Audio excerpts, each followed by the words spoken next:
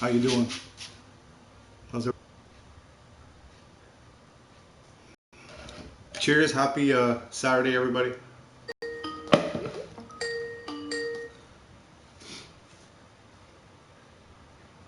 Minerva, can you hear me? There you are. I'm live. I hear you on my headset. Oh, okay. I don't know if anyone can hear me.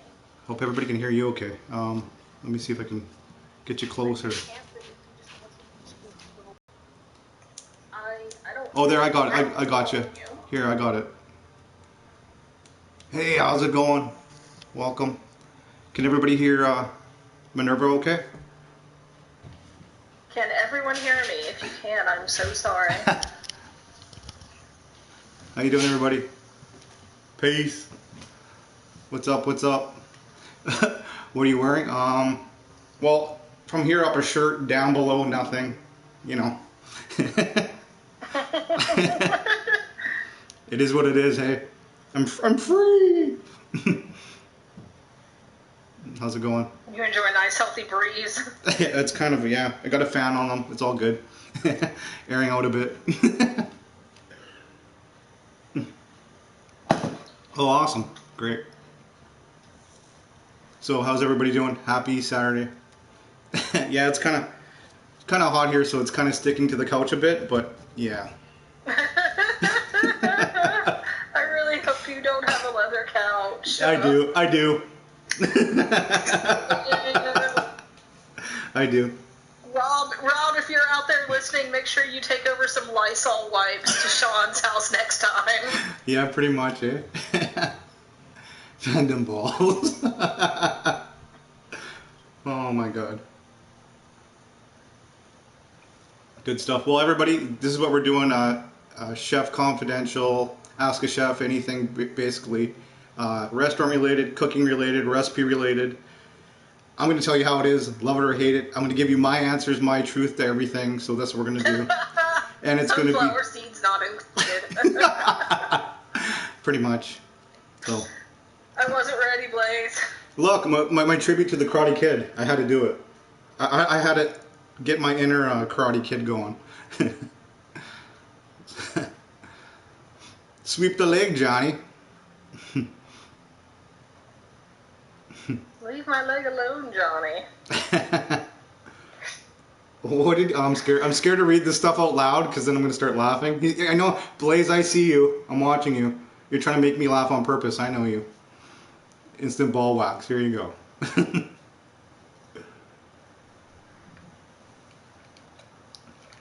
My first liter of water. I drink like three liters of water a day. What can I say?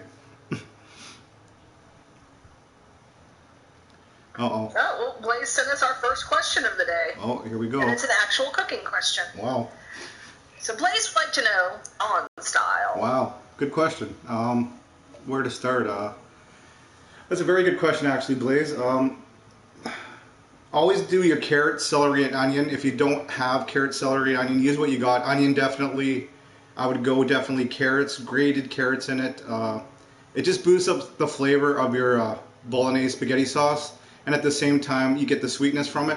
Hey, Lunchbox Lou, how you doing? Welcome. Hope you're okay. How's your day going? Welcome. Just answering Blaze's first question. Yeah, you know how a lot of people add sugar to their spaghetti sauce? Well, basically, if you add carrots, it's going to add a natural sweetness, so you get a bonus from it, plus all the flavor from the actual carrots. So, carrot, celery, onion, always when you're cooking savory stuff. We talked about this the other day, Minerva. Worcestershire sauce. How do you feel about Worcestershire sauce, Minerva? I love Worcestershire sauce. Yeah. Yeah. So good. And it's basically marinated or fermented, what was it? It's anchovies, yeah, anchovies, and yeah. There's some mango in there. Oh, there's mango. I didn't even know that. I'm learning stuff today. Hey, Preston. How you doing? How's it going? Nice to see you. Yeah. Welcome to my brother. I apologize again for inflicting him on all of you, but he's a good guy most of the time. Most of the time. He's always welcome here. He's always welcome here. I bet he has some questions about Brussels sprouts he'd like to ask you. Oh, no. I heard about that. I see you. I heard about that. I know what's going on.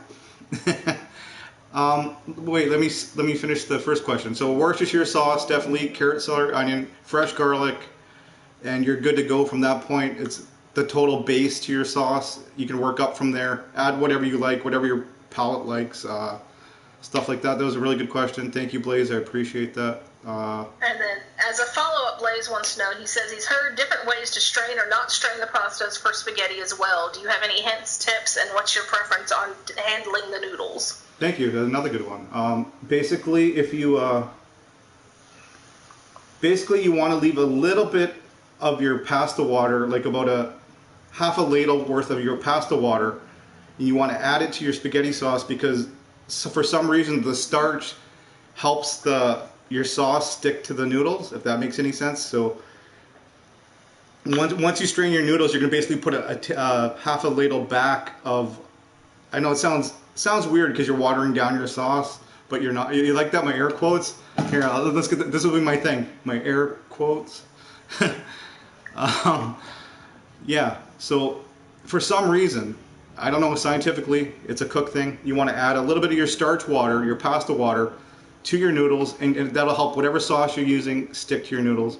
Except a cream sauce. Cream sauce, I don't get that concept, but anything tomato, I would go for it. So you're saying the noodles should be a little wet before you add the sauce? Yeah, don't over drain it. That's what I basically do. I don't even add the water. I just don't over drain the noodles.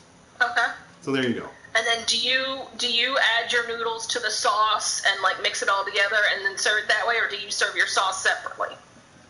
Another good question. I do a bit of both because working in a restaurant, it's all about presentation, right? You eat with your eyes kind of first. So my tip would be I do half and half, half mixed with the noodles, so it keeps the noodles nice and moist. And from that point, I save about a quarter of the sauce to put on top, and you finish it off with whatever kind of cheese you want. You grate fresh cheese, cracked pepper, green it up all you want with fresh parsley, basil, stuff like that.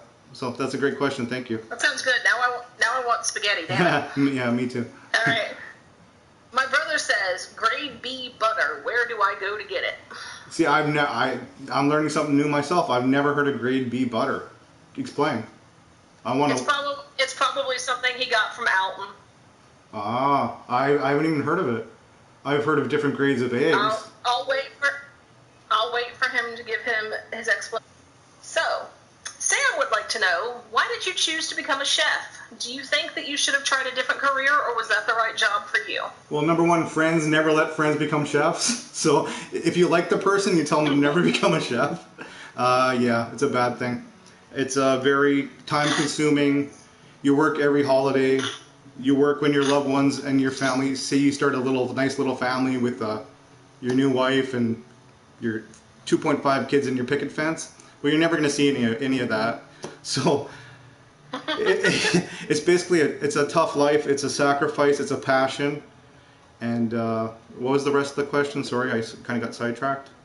Did you feel like that was the right career choice for you, or if you could go back, would you do something different? A good one.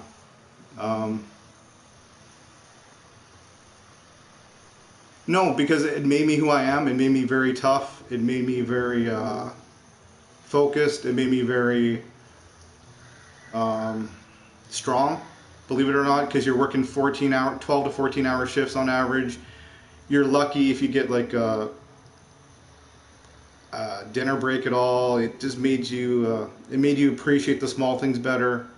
I wouldn't go back and change anything. I don't regret it because I've learned a lot, and I met a lot of great people along the way that I would never want to take back. Like my best friend. If I would have never went to college in culinary management, I would have met my best friend 20 plus years ago. So, right? I would have never found him. So looking back, I wouldn't change anything. And if I wasn't a chef, what would I be? That's a good one. I considered I was 50-50. I was going to become a police officer or a chef when I applied. So I could have been a cop. That would have been what my a combination. Yeah, I know. Eh? Who knew? Not even close, is it? Preston says that it's slow churned butter that's more flavorful and stays solid at room temperature and melts slower. Blaze went on Wikipedia and found out that grade AA butter made from sweet cream is the highest grade of butter that has a sweet flavor and is readily spreadable. Grade A is made from fresh cream and has a stronger flavor than grade AA. Grade B butter is the lowest grade of butter available for consumer use. See, I don't even know if that's a Canadian thing. I don't even know if we can get different types of butter because I just go to the grocery store and I pick up good. You're like, here's butter. Okay. Yeah, basically, butter's butter to me, salted, unsalted.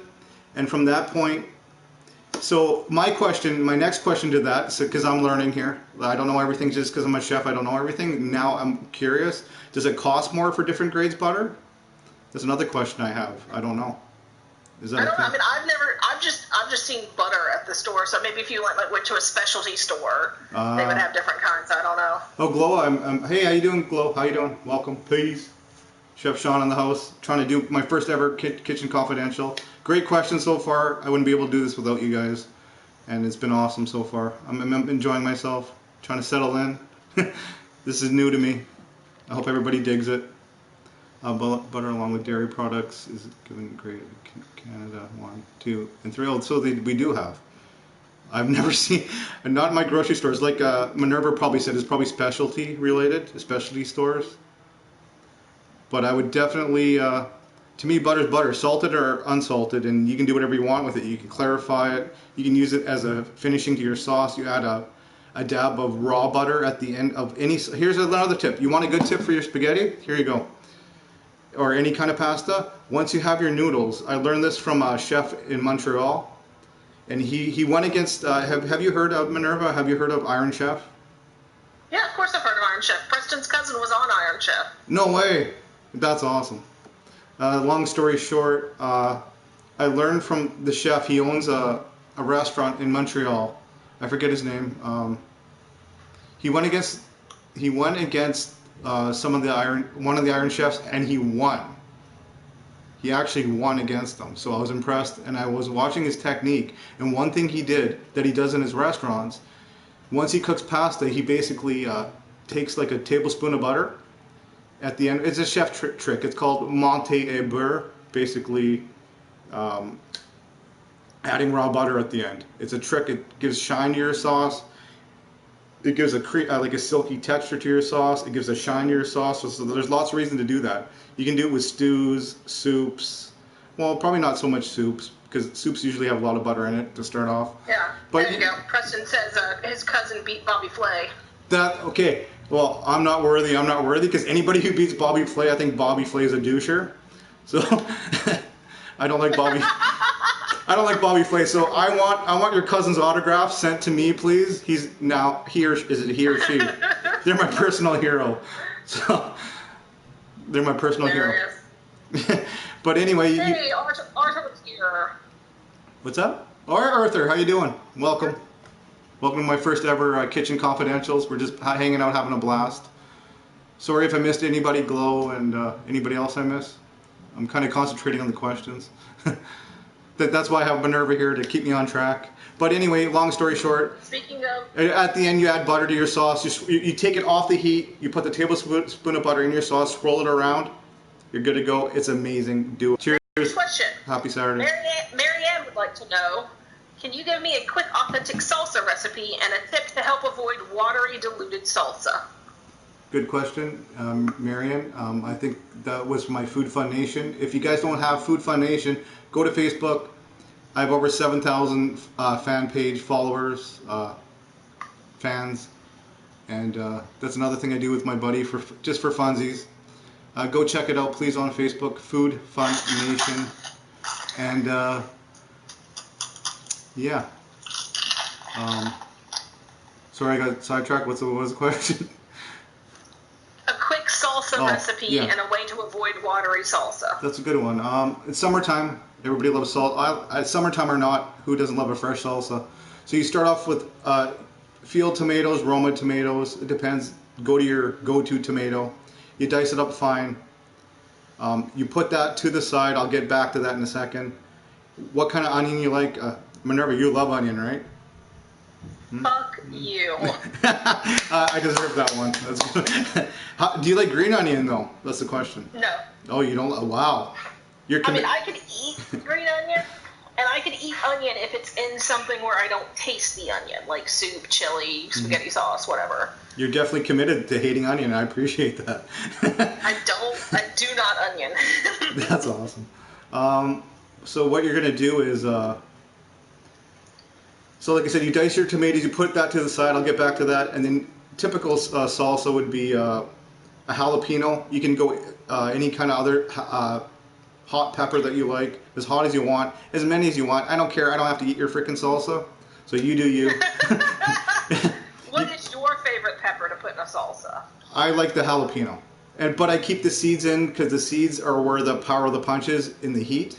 So I keep the seeds in, and it gives me that a little extra heat enough that I want. And I usually use one.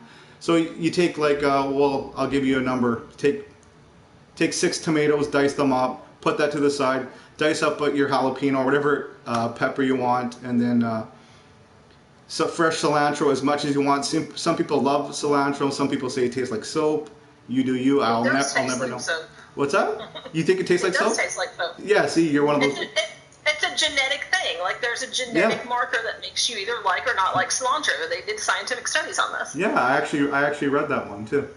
I'm like, who knew? And I am one of those people who thinks that it tastes like soap. So let me guess, you have you? I don't know if the States have it. You must. It's probably from the States. Do you have Thrills gum? It's like a little purple square gum. I've seen it. I've never had it. Tastes like soap. Ew. Pretty much. I don't know why people like it, but yeah. See, Preston says it tastes like soap. Alex does not have that genetic marker, and so he likes cilantro. See, thank you, Alex. Thank you. I know. Mark Cilantro. Valero likes cilantro, and I know that Griff thinks it tastes like soap. So it's just one of those things where you either have it or you don't. Right. That's awesome. So how do we avoid making our salsa watery once we've thrown everything together? Oh yeah, so sorry. Tomatoes to the side. Dice your hot peppers. The kind of onion that you like. Fresh garlic. Always fresh garlic, as much as you want. Garlic. To me, garlic has to go with tomatoes anytime you use it, no matter what kind of cuisine it is, whatever, like Mexican, Italian, it doesn't matter. And then you salt and pepper, but you put your salt and pepper to the side along with your acid. You need fresh lime. You can even use the citrus rind of your lime, and you get tons of lemon flavor. A lot of lemon flavor comes from the rind itself, not the actual juice. But I use a little bit of both. But don't get down into the white part, because then you get into the bitter. Yeah, the pith part. It's called pith, P-I-T-H. Don't do it. Not good. Stay away from that. And then here's the little key to keeping your salsa from not getting watery and gross. You take your tomatoes, and as you're dicing everything else up, you get a strainer and you put your tomatoes in the strainer, and it's going to slowly drip. You let it drip for 20 minutes, and it's going to take out about 25% of the moisture and water. And that's one tip. And then, like I said, you don't add your salt, because salt withdraws moisture. So you're going to get a lot of moisture from your tomatoes or whatever you put salt on. So you don't add your salt. You don't add your salt, and you don't add your lime juice, your acid, till the very end. So once you put it all together, you take it out just before you serve it. 10 minutes before, you put your fresh lime juice in. You add your what did I just say? Salt, pepper, and you're good to go. And there's your tips for a great salsa. Easy enough, and you also have your a way not to make it watery. There you go. Sorry, took me a long time to get there, but we got there. Cheers. All right, Alex says he's always been curious what chefs eat when they're off the clock. What would you cook for yourself after a long shift, if anything? I always go back to comfort food, stuff I grew up on. Even if it means Kraft Dinner and Hamburger Helper. I was talking about that to Minerva the other day. Nostalgic food, definitely nostalgic food, comfort food. My kid grew up eating comfort food, so we always go back to comfort food. Mac and cheese, shepherd's pie, spaghetti, stuff like that. Stuff mom made. Does that make sense? Or grandma. Stew, chicken stew, beef stew, dumplings, stuff like that. Good question. Thank you. Awesome. Rob would like to know, what's something I should absolutely make from scratch every time? And then what's something that's better to get pre-made and not bother with? Something from scratch every time. That's a good one.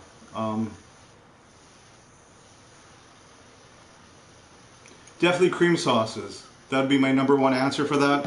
Anytime you make a cream sauces don't last long once you put them in your pan and you add the cream and the cheese and the butter. If you let it sit too long, like, you guys must have went to restaurants, and have you ordered, Minerva, have you went to a restaurant and ordered like a cream sauce? I don't order cream sauce. Oh, see, so if you guys have, which my daughter does every freaking time, so this is how I know.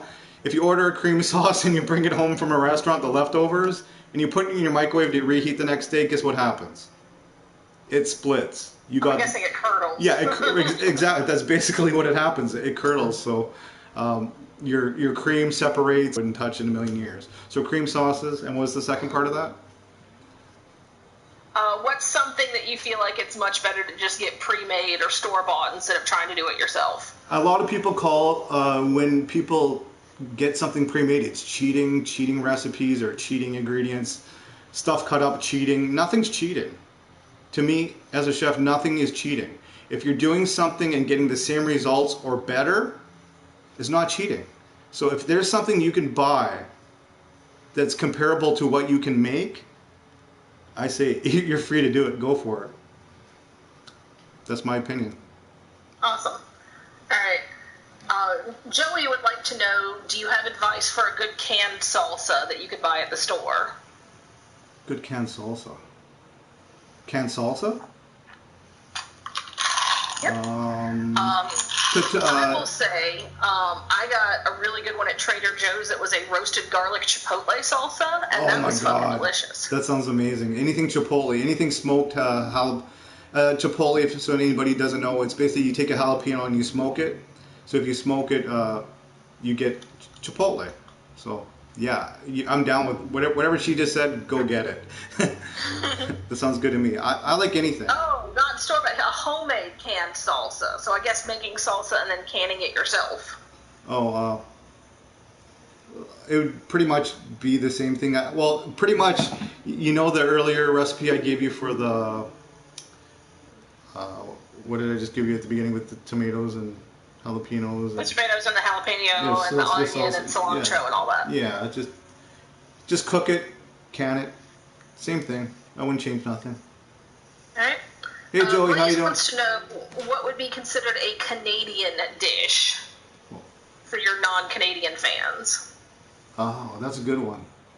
Well, Canadian dessert that a lot of people don't know about is it's called butter tarts. It's basically like I'm gonna go to the dessert first.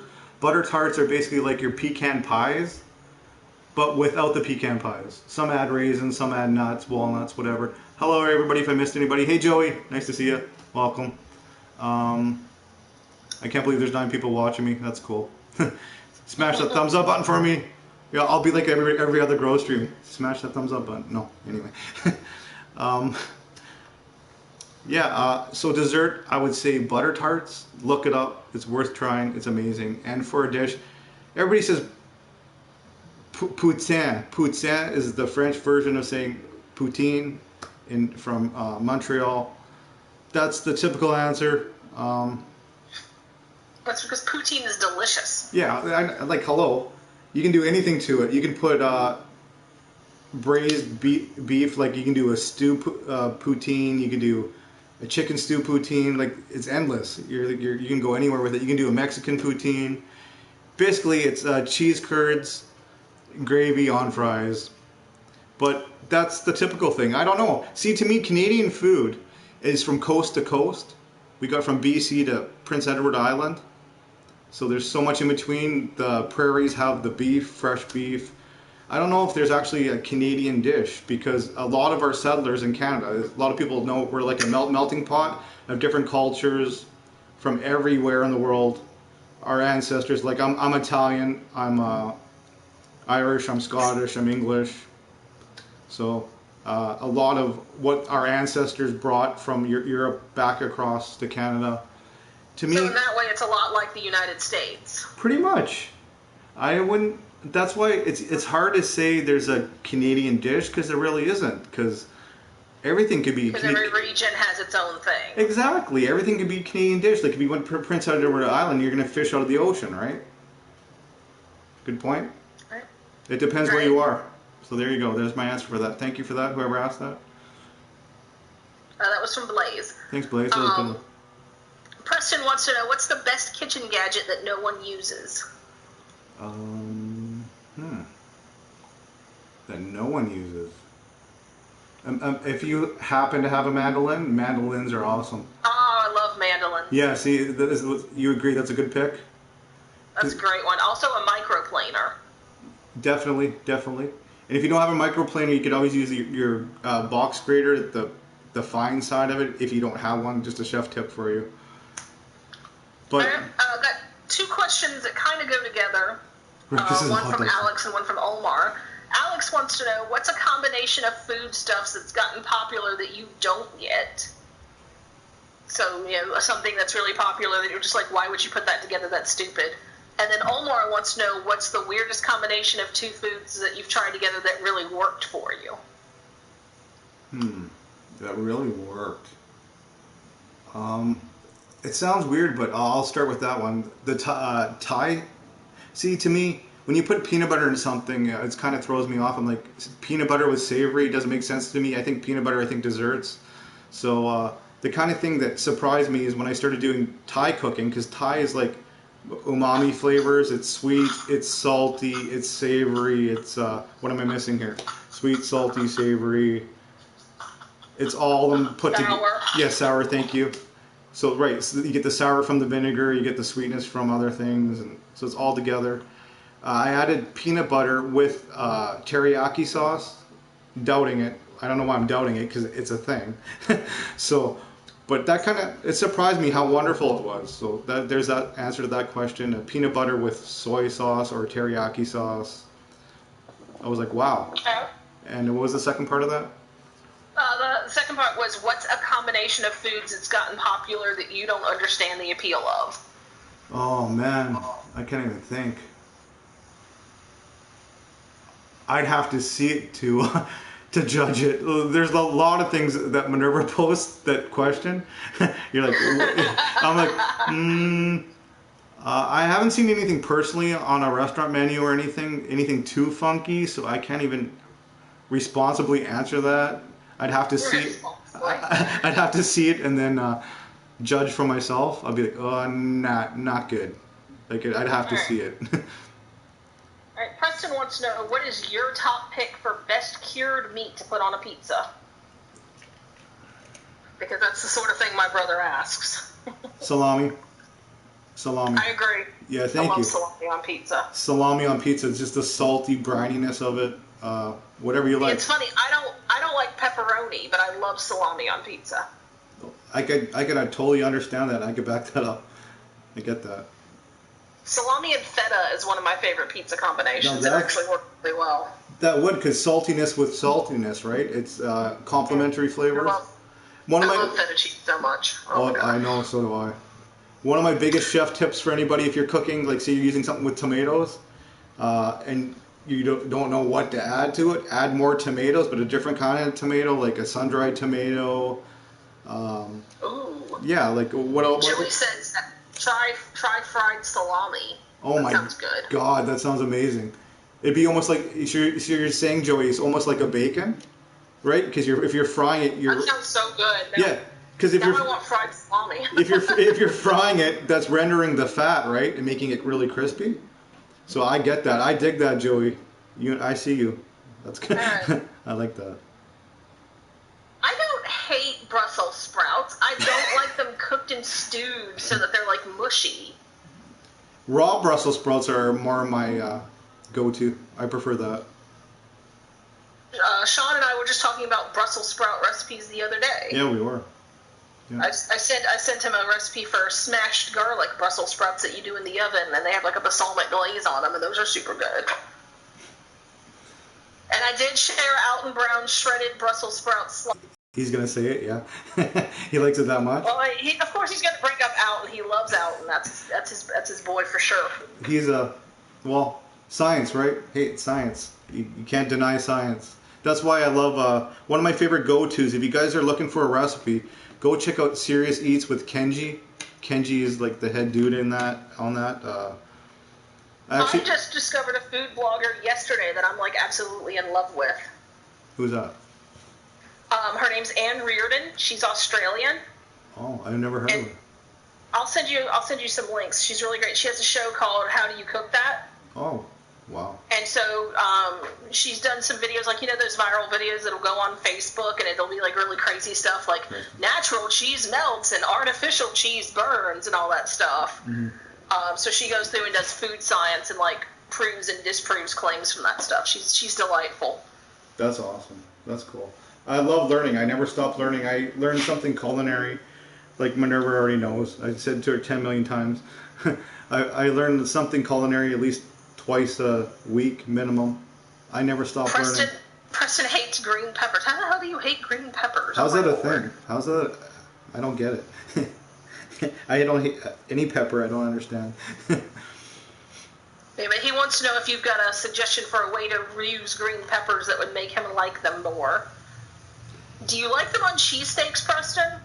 That's a good one. Anything cheese covered should... I mean, if you cover it with cheese, it's got to be good, right? Anything that you cover with cheese is going to fix your problem, you would think. Like, you know that meme where they're like, you know, you can trap white people with cheese, and then the person's like, but cheese is so good, and they're like, yeah, I got one. I'm like, yeah, that's me. I'm the white person you can trap with cheese. Me too. I get it.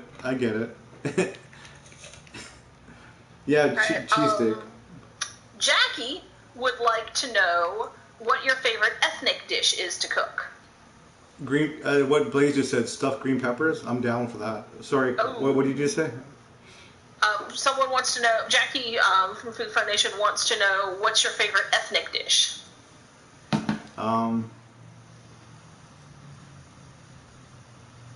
That's a tough one, because there's a lot of ethnic dishes I like. I would have to say fajitas. Nice. Fajitas are my go-to. There's another way to use your peppers. Exactly. Like if you caramelize and get some brown, maybe if you got some brown on your peppers, that might change your mind a bit, because like I said, whenever you brown meat, vegetables, whatever, you bring out the natural sugars from your vegetables and meat, and it... Ooh, jerk chicken. Jerk chicken's good too. Jerk chicken, that sounds good. Yeah, oh yeah. My favorite ethnic cuisine is Greek food. Oh really? Well, what's your go-to? I always get the chicken souvlaki, which is marinated chicken breast on a pita with tzatziki sauce, which is, for those who don't know, it's a cucumber yogurt dressing. What else is in it? Fresh cucumbers, lemon juice, dill, garlic. I like it so that the garlic is so strong that it kind of burns your tongue when you eat it. Yeah, I love raw garlic. I'm down. I must use in my cooking. I can't remember the last thing I cooked. Yes, Greek fries. Yes, thank you, Preston. Oh, Greek fries. Oh yeah, you mentioned that. What was it? What's on that? Feta or oregano. Fries. I think it's best with crinkle cut fries myself, but I mean, pretty much any fry will do. And you do lemon juice, oregano, feta cheese, black pepper, all over the top of the fries. They're so good. How about olives if you like them, right?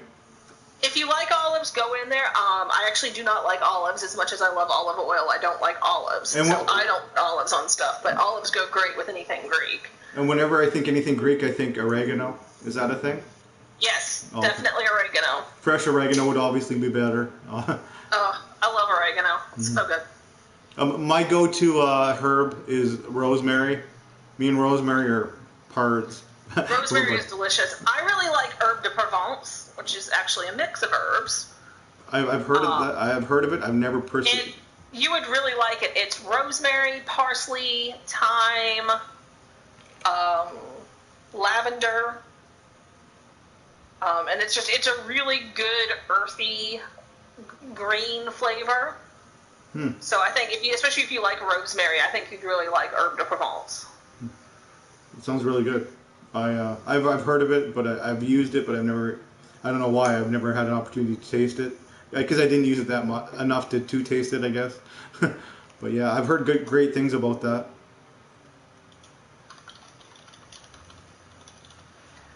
Let's see what else we Greek got fries here. are in her blood. There was a Greek restaurant right across the street from my dorm when I went to college, and so I ate a lot of Greek food. Oh. Nothing wrong with that. Jane wants to know, what are some good wines to use to cook with? And I added in the question, what do you think about cooking wine? Cooking wine? No, that's a good question, though, because a lot of people probably use it. So that's a great question. Thank you for adding that. Cooking wine, no. Basically, if you're not going to drink it, you're not going to cook with it. Does that make sense? That makes sense to me. Because you're cooking, it's just going to concentrate the flavor. Right. So if it tastes crappy as it is, you're gonna make your dish crappy. I'll tell you. So you're saying don't cook with Boone's Farm wine or like Mad Dog 2020. Basically. I'll go to the liquor store. This is what I do personally. I'll tell you what I do personally, and you can do what you want. I'll go to the liquor store. I'll buy the lower end level of I go to Italy because that's where my training was for my chef papers and stuff. I did 4 year. Well, I did 5 years. I only had to do 4 years, but I only had to do 3 years, but I was there for 4 years for an apprenticeship, and I'm using exactly the same wine they use at the fancy Italian restaurant, and it's cheap. It's cheap wine. Even fancy Italian restaurants use cheap wine, but it is from Italy. Does that make sense? Yeah. It's from Italy, and you would take a glass of it and you would drink it. So if you can do that, and you say, this is a good glass of wine, I want another one, cook with it. And I think I buy a big bottle for like $22, and it lasts me 6 months. So red, and then Do you store it? Here's another. Do you store it in the fridge when you're not using it? No, I leave it right on the counter. Oh wow. Or right up in my cupboard, and as I need it, I use it. Awesome. Yeah, and it doesn't seem to go bad. It lasts 6 months anyway. And That's another tip is depending on what you're cooking is the kind of wine you're gonna use. So basically, any white meat, seafood, you're going white wine. Red meat, you go red wine. So whatever kind of wine you would serve with that dish is the kind of wine you'd want to cook with. Yeah, basically, yeah. Okay, that makes sense. Yeah. And Preston wants to know the best ice cream. Oh man, if I went to get ice cream, bubblegum or cotton candy. You're an actual child, Sean. Yeah, I am. I relive my childhood daily. I think I'm in denial. I'm in denial that I'm old. So yeah. All right. Well, no, but you answer the question now. What would you pick? How about you guys in the chat? I want to know what you guys would pick. What's your favorite go-to ice cream? And brand? I really love Breyers brand. Not the natural crap. Do they make Iron Brew ice cream, Omar? Is that a thing? Is that? Yeah, I wouldn't know. There's because Iron Brew is a soft drink from Scotland. And I asked him what flavor it was because it looked like it would be like orange flavor, and he goes, "I don't know, it's Iron Brew flavor." I was like, "That doesn't help me. I don't know what that tastes like." Totally. Pistachio ice cream is delicious. One of my favorites, actually. If we're gonna have to name a brand and everything, I like Edie's Spumoni ice cream because it's chocolate and cherry and pistachio. It's like Neapolitan, but it's like all flavors that I like. So I recommend the Edie's Spumoni. It's delicious. That sounds amazing. You mentioned pistachio, and my favorite pudding of all time because I grew up on it. My grandmother used to make it pistachio pudding. You know, the bright green crap. That stuff. Oh my God, tea berry flavored ice cream. I love tea berry flavored gum. Oh wow, that sounds amazing. Tea berry is the best. Place in town also had tea berry gum. It's like it's like a wintergreen flavor. So that sounds really good. That sounds amazing. I really like pistachio pudding too, though. Going back to what you just said. Do you? There's actually a recipe that I love it. My grandma and I used to have it every year for Thanksgiving, and so it's become like my dish that I bring to family gatherings called Watergate salad. And it's Cool Whip and pistachio pudding and crushed pineapple and chopped pecans and sometimes coconut, sometimes not, depending on how Alex is feeling, because Alex doesn't like the texture of coconut. And mini marshmallows, and you mix it all together and then top it with maraschino cherries. So good. If everybody, like I'm building it as you were describing it, I built it in my head. It's just sounds amazing. It's so good. Mm-hmm. Apparently, Blaze's dad says Napoleon ice cream and Parmesan cheese. Or Parmesan. Parmesan. That's funny. All right. Kyla would like to know, as a chef, what's your favorite dish? And do you have a signature dish?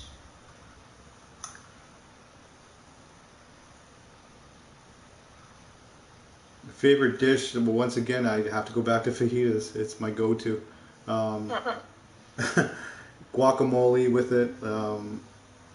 My favorite dish. That's so hard. Oh my God. Comfort food. My favorite food would be stew with dumplings. Depends what genre you. It's hard. How does one pick one favorite? What's your favorite food? Oh Lord. Yeah, exactly.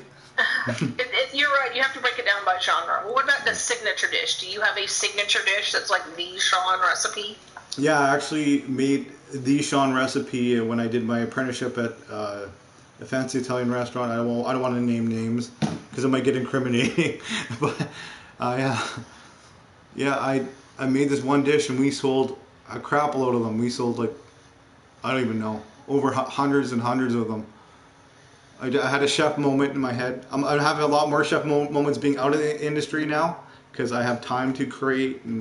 Because when you work as a chef, you got a menu and you do the same menu over and over and over again except specials and changes. At least at the fancy Italian restaurant, we had it on the chalkboard, so you wiped it off and you got to change it as you wanted depending on the owner. My signature dish was I took a mix of two things. I made a sun-dried tomato pesto, which was that sounds good. but that was separate. And then we had on the menu already a scampi gorgonzola. It doesn't have to be scampi; it could be chicken. You can use any kind of meat you want. So we had a creamy gorgonzola sauce, and then I took my sun-dried tomato pesto. I put them together with different kinds of mushrooms, so I called it polo, because anything that the waiters would write, the servers would write, it'd be in Italian. So we get the food order in Italian, so I had to learn Italian to be able to yeah. Okay, I don't think that's supposed to say breastfeeding. I was like, what the fuck? But that's a whole different stream. So I took the sun-dried tomato and the gorgonzola sauce. I meshed them together with mushrooms. That sounds really good. It was so good. Here's a funny story to that part. My signature dish. It was so good. I'm having flashbacks now. You can bring me flashbacks. Good memories. I actually had a table of guys. It was an open concept restaurant. You had to walk by the chefs, see us cooking as we're cooking to be seated to your table. So it was wide open. Everybody's seeing. And I cooked this gorgonzola, my signature dish, and I had a table of guys give me a standing ovation after. Wow. So that was a moment I'll never forget, and they meant it. So that meant a lot. Okay, so what Omar's talking about is the Fiorentina pizza with a fried chicken cutlet, like pounded very flat, as the base for a pizza. Have you tried it, and what do you think about it?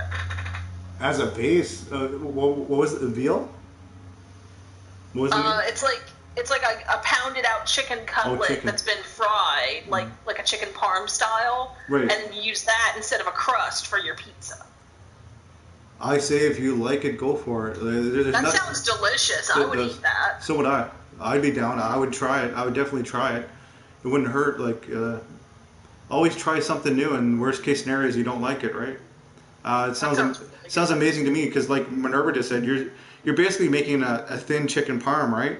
Because you're starting off with your thin chicken breast, and then you're adding, well, obviously pizza has tomato sauce, right? And cheese, and then whatever topping. So that sounds amazing. Yeah. I need to eat that. That sounds good. Yes, so would I. Preston says, what is your favorite cooking hack that works every time? So some industry secret that you use.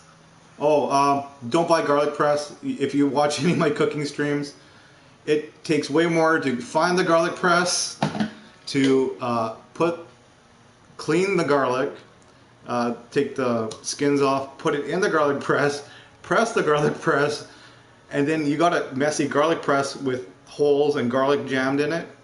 Throw it out. It's garbage. Go look back at any of my cooking videos that have garlic. You get your garlic clove with the skin on. You get your chef knife and the thick part of the blade. You whack it down. The skin basically falls off right there. You remove the skin. Then you hit it again, slam it down, and it smushes it out a bit. And then you just chop it up. Done. That's my go-to hack every time. Great tip. Yeah, I have a garlic press and I haven't used it in years because it's such a hassle to clean. Exactly. And I believe it takes 3 times the amount of time than whacking. You're probably right. 3 times. And more, like you said, more mess. And get rid of your garlic presses. Go check it out. So if you haven't been watching any of my recipes, go check it out. See what I do. Simple. Niall would like to know, how do restaurants determine the price they put on the menu for their dishes? My last 6 months at the fancy Italian restaurant, I got to learn that. Well, you have to learn it for your chef exam anyway. So chef exam, you had to take basic advanced training. I did college for 2 years, so I got to skip the advanced and basic training. It's 6,000 apprenticeship hours, and you had to write your government exam. And if you got over 70%, you red seal and you can be chef anywhere. I got my red seal, so I'm a red seal certified chef. And, good job, Sean. And sorry, what was the part of the question? I got sidetracked. How did the menu prices get determined? Basically, if something costs $1, like you get a standardized recipe and you break it down per ingredient. If you use 0.01 cent on like say salt, you write it down on your recipe like per portion. So you got a per portion cost. So if something say cost $1 to make, I would say industry average on food cost percentage is 33%. So you're going to take your dollar divided by 0.33, and you press equals on the old calculator, and you get your selling cost on your menu. I mean, yeah. So basically, it's about 3 times what it costs to make. Yeah. Okay. And then it depends. That this is the second part of the question. It depends on the ambiance of the place, fine dining, a mom and pop greasy spot, right? Because you're not going to pay the same price you would at a fine dining restaurant to a greasy spoon place, right? So you got to adjust prices accordingly. Some things are marked. Some things are marked up. Like if a Caesar salad doesn't cost what? When you go to a restaurant, a Caesar salad's of like what? What is it in America for a large Caesar salad? Like a dinner-sized salad, yeah. Probably like $9 to $11. Well, there's no way. That's way marked up. But there's no way that it costs $3 to make a Caesar salad. No, so there you go. So do the math, right? But then there's things you put on your menu. It's called a loss leader, and that means you're losing money on that item. So that's why you're like, holy crap, I'm paying a crap load for a Caesar. But there's some menu items they don't make anything, if anything at all, or lose. Like table bread and stuff like that. So things balance out in the end. So thank you for that question. That was a good question. All right. Preston wants to know, what's your best red sauce recipe? Because he's got his tomatoes coming in. Oh my God. It's called puttanesca. Ooh, puttanesca. Yeah. That's got anchovies in it too. Yep. Yeah. Or you can leave, if that's your thing you don't like it, you can leave them out. I'll never know. I won't be there. I like anchovy flavored stuff. We talked about this. That's why I like Worcestershire and Caesar dressing. You like, because it just gives a saltiness. That's all it does. You don't taste too much of the fishiness. It doesn't taste fishy. Right. It just makes it more savory, basically. Puttanesca, that translates in Italian horse sauce. So, puttana. It's and it used to be made in front of this is the story for puttanesca sauce in Italy. Apparently, the girls of the night would get off, and they'd want something to eat, so they'd go to local restaurants that are shutting down and make me something quick. Just make me something. So apparently that's how that sauce came about. That's one of the stories. I don't know if it's true or not. But it's, I take crumbled sausage. So you take crumbled sausage, you brown your crumbled sausage, garlic, garlic. I'm sorry, I'm laughing at Omar. I know, I just read it. Nothing really fishy smelling is good. So you take your crumbled sausage, brown it up, garlic, any black olives or green olives, whatever one you prefer. Capers, and capers are not fish, people. People think capers are seafood. Capers go with seafood. It's People think capers are fish, though. They're not. They're pickled juniper berries. Thank you. I've been fighting people for 20 years on that. At least you know. Exactly. They're pickled butt from a flower. So you put capers in it with your sausage and whatever kind of olives you like, and fresh oregano, canned tomatoes. Because think about it. Think in Italy at the end of a shift, and the ladies of the night want something to eat. They're grabbing like pizza ingredients basically and just throwing it in a pan and cooking it. Sausage, garlic, olives. What else did I say? Oregano, tomatoes. And you cook that. And you add fresh basil once you shut off the heat. Add some fresh basil. That is my go-to, my favorite all-time red sauce, puttanesca. Great question. Thanks. I think everyone else should follow. Well, obviously all my wrestling peeps. Follow all of them. If you see them in the chat, hit them up. You mean for cooking wise? Yes. Oh, that's a tough one. Not really. I'm not being ignorant or rude. I don't follow too many YouTube cooking things. Is there anything you can think of that I'm missing? Maybe you could think of something. What was the one that you mentioned earlier? Serious Eats? Yes. Do they have you? I didn't even know. Do they have YouTube? That's a good question. Look for me now. I'm wondering. I'm looking right now. Wow. That's my go-to because they use the Alton Brown thing. It's all scientifically proven. They'll do things. Yep, they do. I will share the link. Okay, so go follow them. Go get their website. I actually had an opportunity as Food Fun Nation on my fan page. He was doing a live video Facebook stream, and I got to talk to Kenji live. So my mind's even more blown that I got to talk to Kenji. And then I'm going to share the one that I found with Anne Reardon. Yeah, please. Like I said, she is a delightful Australian lady, and she's so funny. Can't wait to check that out. Very cool. Yes, right, Serious Eats are amazing. All right. How can you spice up jarred or canned pasta sauce? Mark wants to know.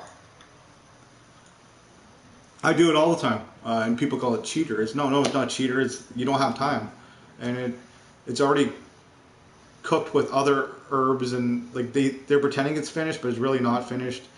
You gotta, because it's bland. Like if I had to pick, here's another thing. Here's my go-to canned sauce or jarred sauce. Prego is my go-to jar sauce. Ragu, it's okay. But Prego seems to be the upper top shelf for me. It's okay to do that, people. Like, people have lives. People work all freaking day. People work 12-hour days. It's okay. Chefs do it. I don't give a crap what chef says they don't.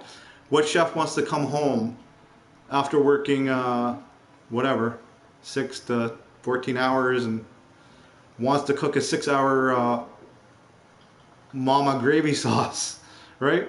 On the stove. That's a Sunday afternoon when you're home with your family thing. On a weekday, buying a jarred or tomato sauce is a great idea. So here's my go-to for something like that. You ground your beef, always fresh garlic. Fresh garlic upgrades anything. So fresh garlic. And here's another cooking tip. You only put your garlic in the last 30 seconds of browning anything before you add your liquids, because burnt garlic, nobody likes that. No burnt garlic, people. Even I won't eat burnt garlic if I can help it. Burnt garlic just makes it, you can taste it throughout the whole dish, so don't burn your garlic. Last 30 seconds of browning your meat, you hit it with the fresh garlic, and then you add your liquids. So fresh garlic, fresh herbs. Like I said, You only add fresh herbs at the end of cooking. You shut off your stove. You add your fresh basil at the end, or oregano, whatever you do. Worcestershire sauce, we mentioned that earlier. What would be other upgrades for tomato sauce? Taste it. If it tastes a little, if it comes out of a can, it might taste a little tinny or acidy. Add a little bit of sugar. Use your palate. Use what your family likes. I don't know what your family likes, right? Like everybody has different tastes. Everybody grew up on different things. Their mamas made things differently. Yeah, it's funny you're talking about adding sugar. You know what I do now when I have spaghetti sauce that needs to have the acid taken down? What? I add maple syrup. Why not? It's a sweetener, and it would taste. Yep. I like maple flavor. I get that. That makes sense. Because you can't really taste the maple, but the sweetness, it's already a liquid, so it dissolves a lot faster. It's easy. And I guess you could do that with honey too, right? I guess you could. Yeah. I always have maple syrup in the fridge, and not in the fridge, in the house. So. Mm-hmm. Why not? So there's my little upgrade for canned or jarred sauce. Okay. Isabel would like to know, as a chef, do you believe the customer is always right? Oh my God! Don't get me started, Isabel. We don't. That's a whole stream itself. No, the customer is not always right, and the owners don't feel you're right, and the servers don't feel you're right, and the chefs definitely don't feel you're right. Yeah, things can get really ugly there. Customers not always right. They might pretend to your face to make it all right, so you don't go on social media and bash them and trash them. Welcome to the new age of social media. Everybody's scared to tell everybody how they actually think of them, and yeah. Does that make sense? Yeah. Customers not always. Ask Gordon Ramsay what he thinks about the customers. Yeah, he nailed it right there. Customers not always right. No. I can't even give specific examples. Like, give me an example that a customer would be right. There's a good one. Let's play a game here. Somebody name something that'd be okay. I don't know. I mean, I'm the kind of person, unless something comes out to me and there's something on it that I legitimately cannot eat, I probably won't complain. Same here. People think... if I get my steak and it's, bleeding... then I'm going to be like, okay, can you please, go stick that back under the broiler for, another minute, please? Can you finish killing it, basically? Yeah. And, I feel bad, but I'm like, I literally can't eat it, so... raw chicken. Okay. Raw chicken obviously should be sent back. And the chef would, you know what the chef would say? My bad. We got no problem taking fault, where fault is, if it's actually something you did wrong. Yeah. Yep. Right. On a related note, Leanne would like to know, what was your worst customer experience? Here, I'll tell you this situation. I'll just go with me here. The fancy Italian restaurant that I worked at, the waiter came over, this table has a problem with you, and we had since it was open concept and they're pretty much 20 feet away from you, sitting there. The owner wanted us, and the executive chef wanted us to go and go to the table. So I had to go to the table this one time. The waiter came up to me. He's like, "This guy's pissed off at you, man. He's really angry at what you just did. You gotta go." So I went there humbly with my head down. I'm sorry. What was he mad about? Well, that's what I said. I'm like, I'm sorry. What can I do better? How can I fix it? What did I do? That's why we didn't screw up too often in that restaurant, because we had to go explain ourselves. So we got really good real quick. You didn't want to make that a habit. It's embarrassing.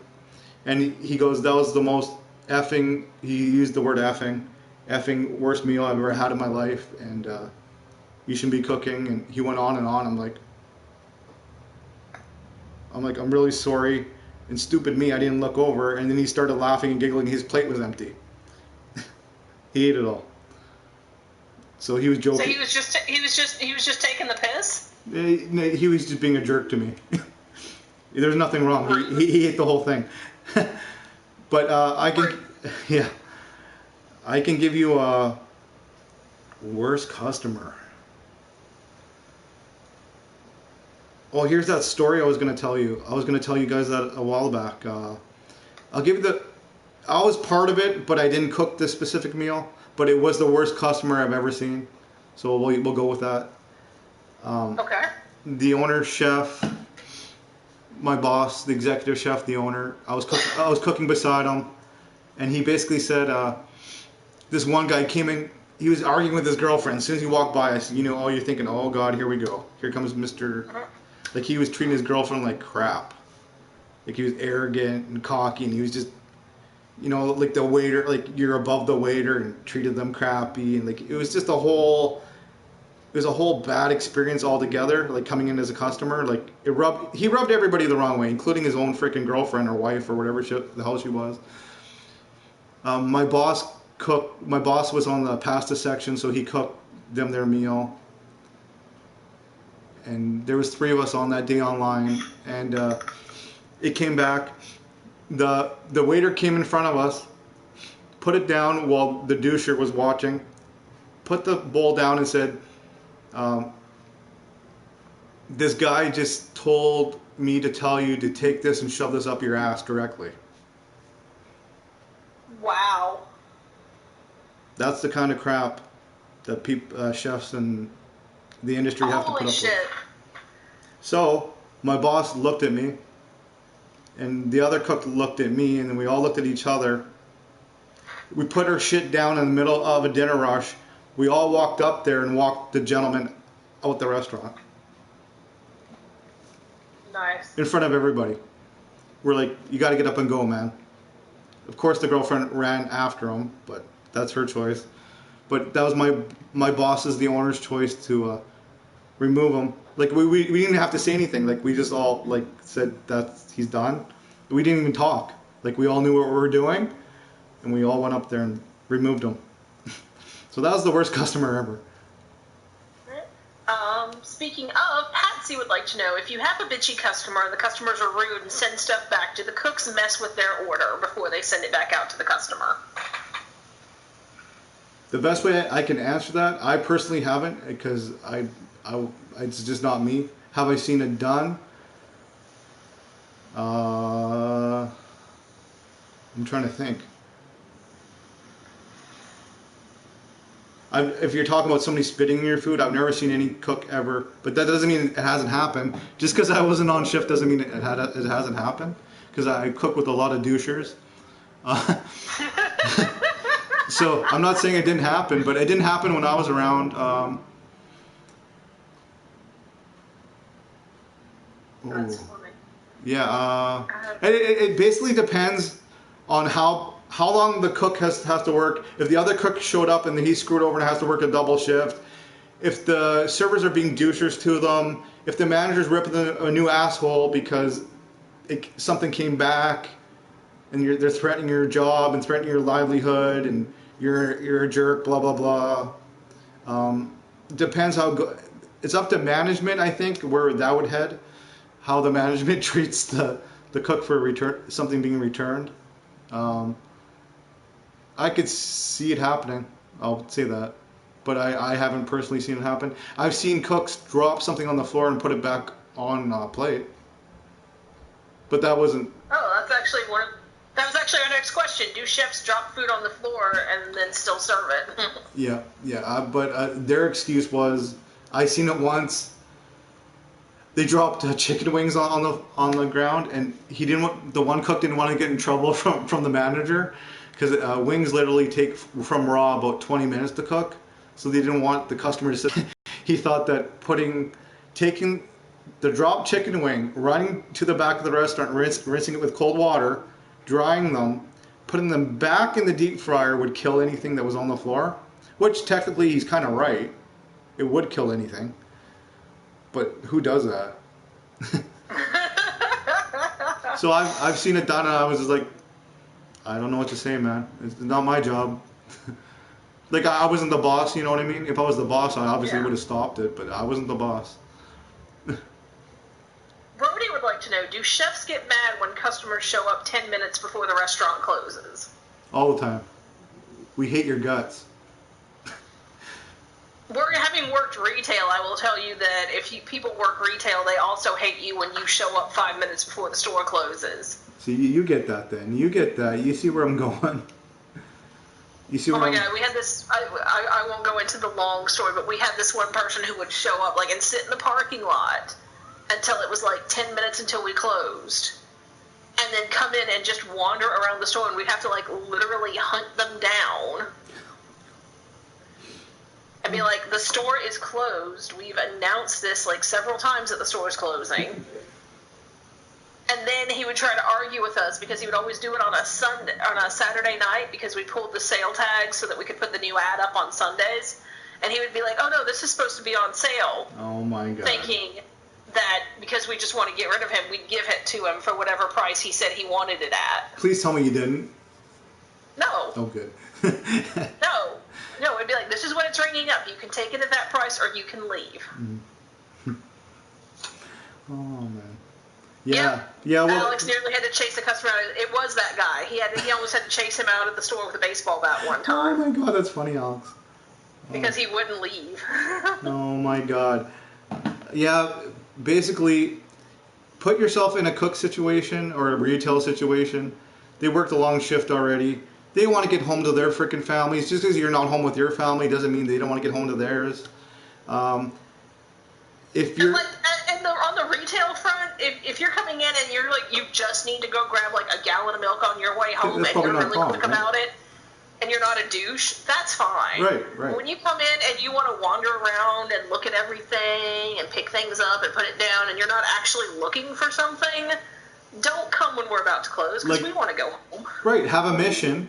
And if you're going to go to a restaurant and you know you're going a half hour, if you know they're closing, some people don't know they're closing, always phone the restaurant. Say, "Hey, you're closing in a half hour. I'll be there a half hour before you close." Always be there a half hour before they close. Fast food's different, people. I'm talking like a sit-down restaurant. Yeah, if you got a server and there's cooks, be respectable.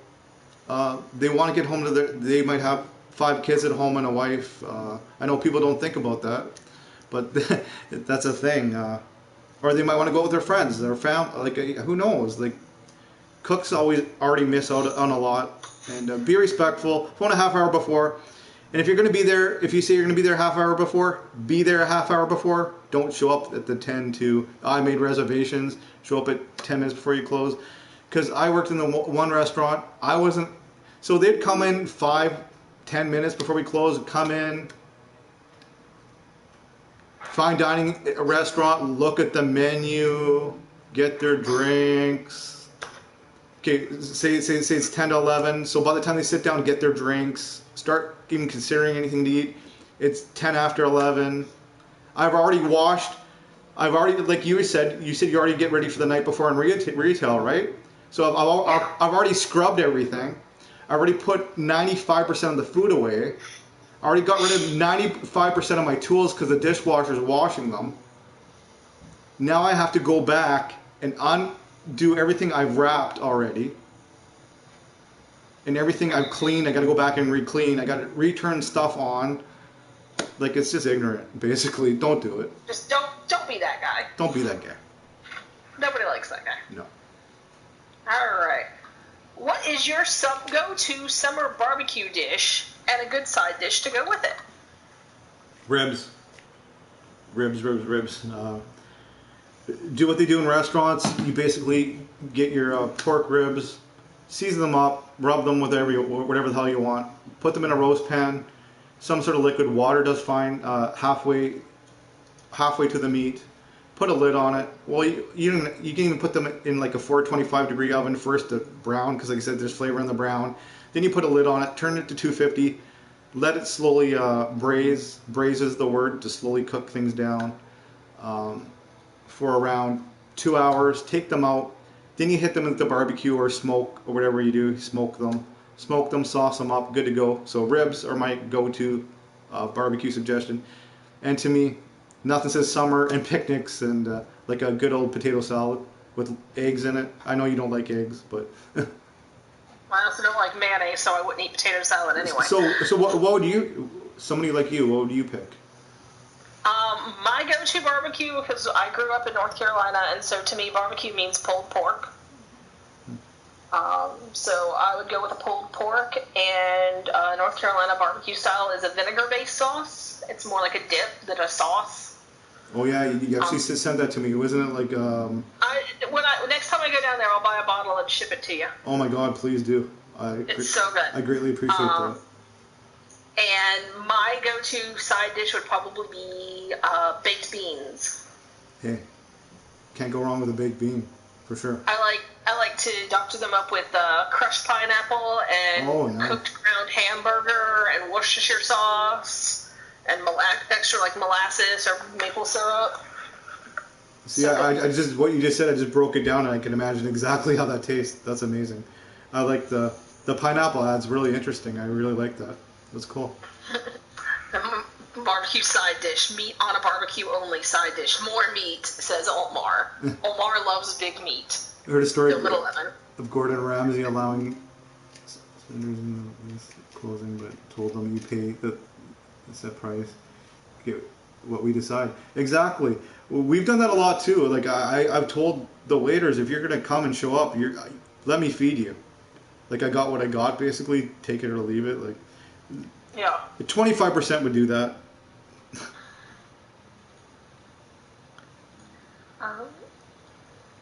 What is your go-to meat side dish, Omar? I have to know now. Yeah, good point. Heather would like to know, what's a food that you hate? Sushi. Can't do sushi. No, sushi's never gonna happen. I don't get sushi. I don't understand sushi. Sushi will never happen for me. I tried it twice and I even gave it another shot. Like I said, I tried it once, no. Tried it second, no. I don't know what it is. It's just the flavor, I guess. And another thing, growing up, my grandmother helped raise me with my mom. My mom was a single mom, so we lived with grandma lots. And being from that era, they grew up eating liver and onions. Ugh. Yeah, thank you. That was so I couldn't even eat it as a kid. So there's no way in hell I was going to eat it as an adult. Because the texture from the meat, I think it was the texture and the irony. Yeah, the irony flavor from it. Ugh. No. So there's my two. My grandma's big on liver. She likes chicken livers, and she'll cook them, and the whole house smells like it, and it's just disgusting. Oh my God. Well, thanks. Ugh. Ugh. So there's my two major ones. Oh my God. My father-in-law told this funny story because my mother-in-law's mom cooked liver like once a month. Oh no. And he was out at their house, and they'd been like working out in the yard or like on trees or something all day. And he's like all hot and sweaty and just starving. So he comes in and there's this big platter of meat on the table. And so he goes and he grabs like the biggest piece of meat that he can find because he's so hungry. Then he cuts into it and takes a bite and realizes that it's liver, which he hates. So he, as he tells it, he used a whole bottle of ketchup to get through that meal. A whole bottle of ketchup. I don't think I could do it with whatever. I couldn't. Barbecue sauce. I don't even know. No, couldn't happen. Ugh. Mm-mm. Nasty. That was the one thing I right. could never eat. How long is a typical cook shift, and how many breaks do you get during that shift? Breaks are a thing, really? Who knew? Hey, D-Train, how you doing? D-Train wants to know if this is where you tell us all the food that you've used in sin.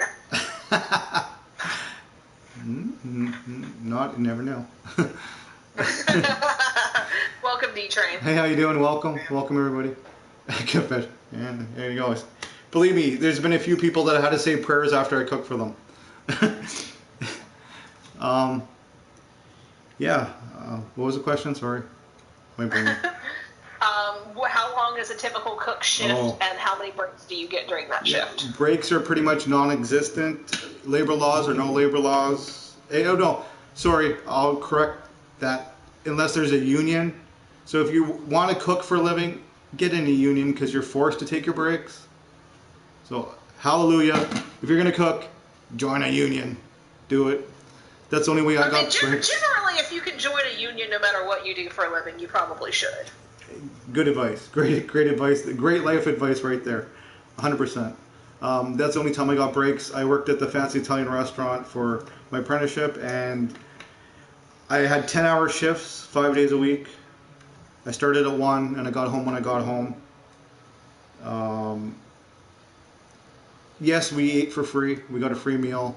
We got to cook ourselves whatever the hell we wanted. But the bad side of that is we didn't get to eat it till we were finished cleaning at 11 at night.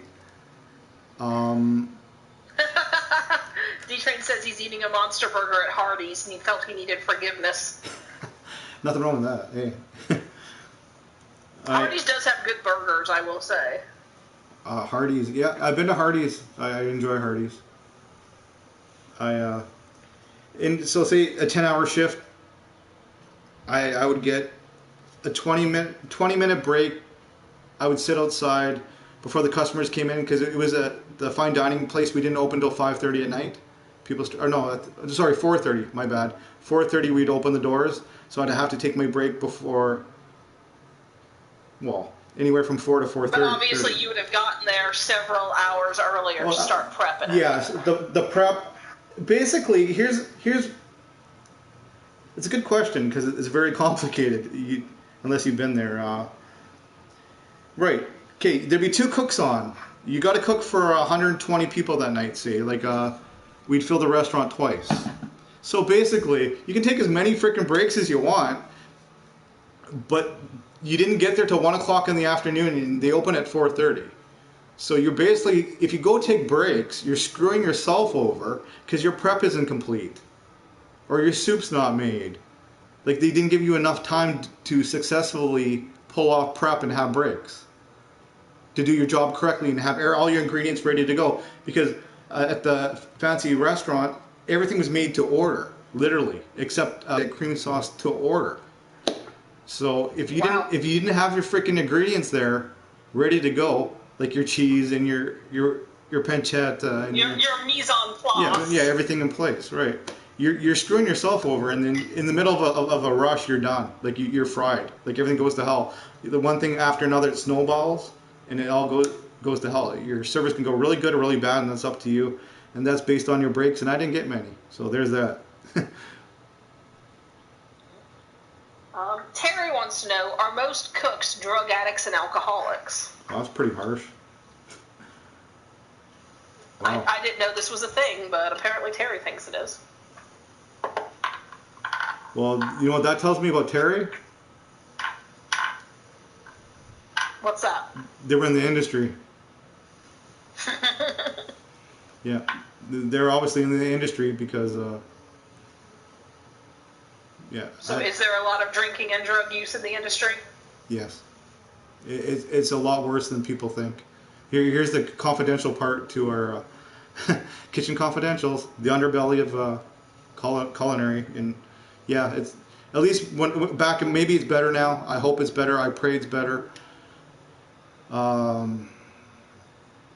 I've had a lot of friends, drug addicts, close people I became friends with. I'm going to throw you numbers. Back in my day anyway, there was about 30% were drug users. I don't know, addicts. They were drug users. And 30% were alcohol users, heavily. Alcoholics. I'm not a doctor. I can't diagnose people, right? I'm not going to say, you're an alcoholic, you're an addict. That's all subjective, that part, right? But is there a problem? Hell yeah. There's a problem. Because it's high stress. You work nights. Your nightlife happens after work. Everybody hangs out in parties. All the staff, the servers and the cooks all hang out together and have fun. And yeah, you live the life of a rock star, but you don't get paid like one. Good question. I answered it truthfully. I hope you get it.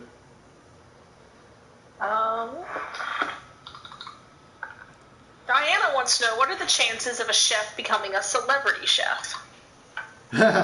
So, go buy a lottery. I'm guessing that means not good. Yeah, you go buy a lottery ticket and tell me if you win the lottery. That's the best way.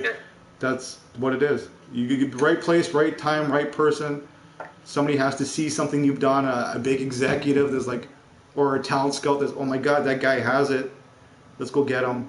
Stuff like that. Expose yourself, I guess, to as much social media, and I guess stuff like this would help if somebody did something, but you'd have to get noticed, right place, right time.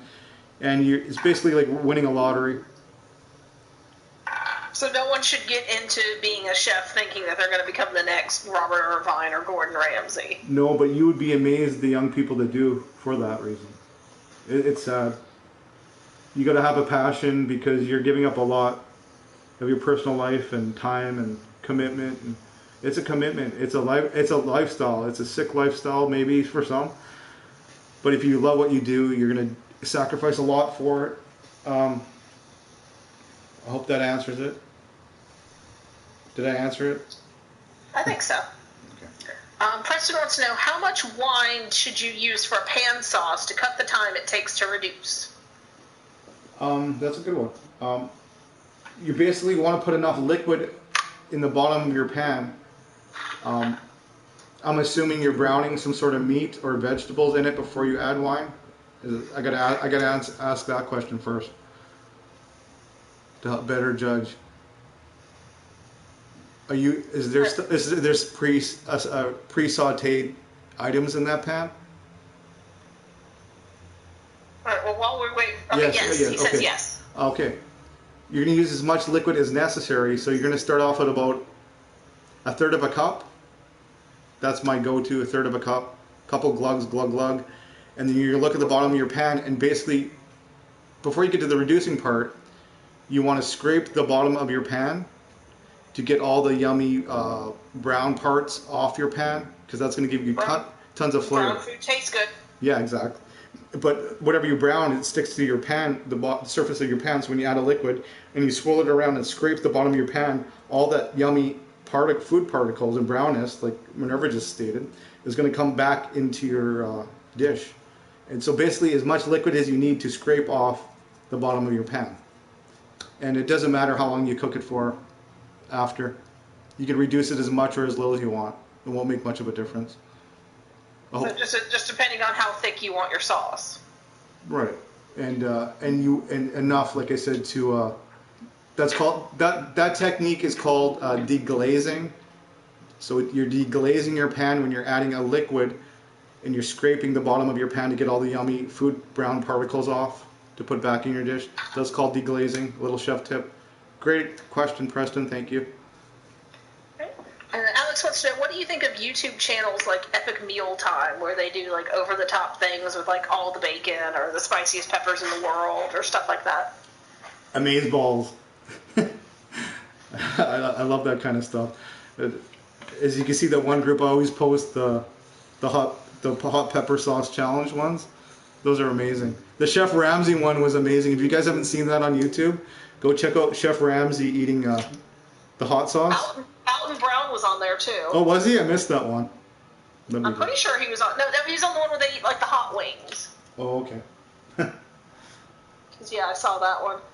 I love it, Alex. I love it, Alex. Bill Nye was on there one time. Oh, no way. So the answer to that question specifically, I don't know. But basically, that's the default. Basically, recommendations come up and I check them out. I'll watch pretty much anything cooking. So, and then if it's good, I'll recommend it to people. All right, let's see here. So we've answered parts of this question already. Carrie's son wants to be a chef. She wants to know if you would recommend it as a good career choice with good pay, which I think we've established no, it's not. Unless, you get to like a really elite situation. Friends, but what is involved to become a certified chef? Yeah, friends don't let friends cook. So what you're saying is if Maddie Marie came to you and said, Dad, I want to be a chef, you'd be like, no. No. I hate to say that, and that hurts me to say that, but I'd say no. Yeah, it's that bad. It's bad.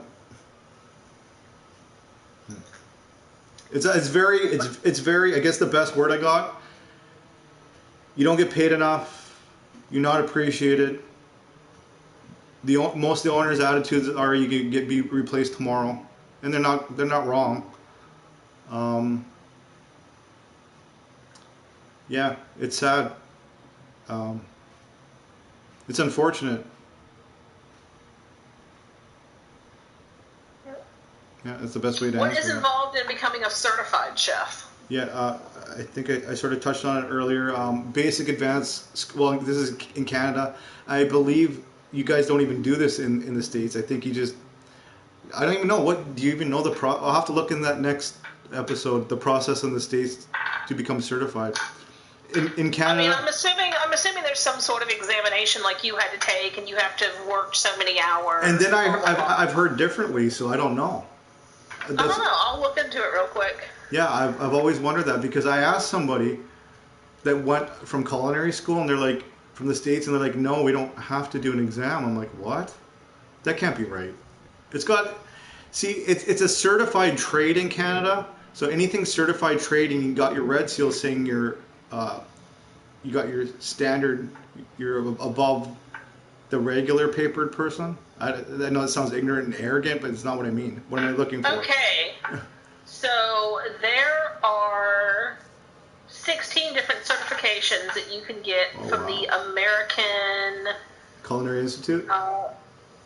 Culinary Federation or something like that. Let's see, what's it stand for here?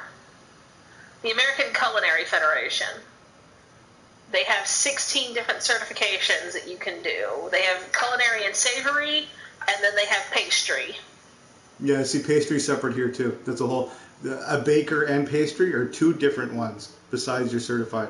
So you can be a pastry chef, a baker, or a chef. So we got those three categories. Yeah, there's 9 levels under savory. There's 2 special levels under personal or private chefs. Oh wow, private chefs. Fancy. There's a certified culinary administrator for doing like the business end of running things. And so everybody knows I took culinary management. It was a 2-year college, like Minerva just stated, something like that. It was a 2-year college diploma course, business division. So I got my culinary management, which excused me from my basic and advanced training. I didn't have to go away towards Toronto to do my basic and advanced training because in the city I lived in, at the time, I think it's changed now, but when I took culinary management, and as long as you had your diploma in your hand, you didn't have to go back for your basic and advanced training. So schooling's a part of it. 6,000 hours was a part of it. I did 8 before I wrote because I wanted to do it right the first time. Just how I am, kind of person I am, and I did. First time I wrote it, I nailed it. Looking at this, a certified master pastry chef possesses the highest degree of professional knowledge, skill, and mastery of cooking techniques as they apply to baking and pastry. This culinary professional must demonstrate proficiency in all culinary knowledge. A separate application is required, in addition to completing an 8-day testing process judged by peers. Oh, wow. This is more intense than I had to go through. Wow. 8 So days there are testing. certifications. I don't think it's a requirement just to work in a restaurant, No, but probably the higher tier you go, the more certifications they want. Exactly. Like, just because I have that certification doesn't make me better than somebody. If somebody's been in the industry twice as long as me and is more committed than me and learns more than me, like how can you get in their head and break down that they're not better than a certified chef that just got out of school or something? You know what I mean? Like there's people without papers that can cook circles around me. Yeah, I mean it's the same thing in lots of different fields. Like my mother-in-law is an accountant. She's been an accountant for like almost 40 years. Mm-hmm. But because she does not have a 4-year degree, she can't take a CPA exam. She's not allowed to. Okay. But she's got plenty of real-world knowledge and probably knows a lot more than some CPAs. Oh, but because she doesn't have a degree, she can't take the exam. Mm-hmm. Mm-hmm. That makes sense, right? Like you said, almost any industry or trade or whatever, or anything schooling, sometimes I was always humble about it, like, you know what I mean? A lot of the older chefs, well, not chefs, cooks without papers, basically, I looked up to them. I learned a lot from them, and I didn't go in arrogantly and saying, "Oh, look at my papers. I got papers. You don't." Nanny. Like, you know what I mean? Does that make sense? I wasn't arrogant. Yeah. I wasn't arrogant. I was humble about it. I'm still humble. I don't know everything. If I don't know something like the butter, I'll say I don't know it, right? Like I know what I know and I don't know what I don't know. I could always learn about it though. I've learned more. Here's another little funny thing. I've learned way more out of the industry than in the industry because, like I said, when you work at a restaurant, say for 3 years, so what the hell are you learning? That makes sense. You're not learning anything.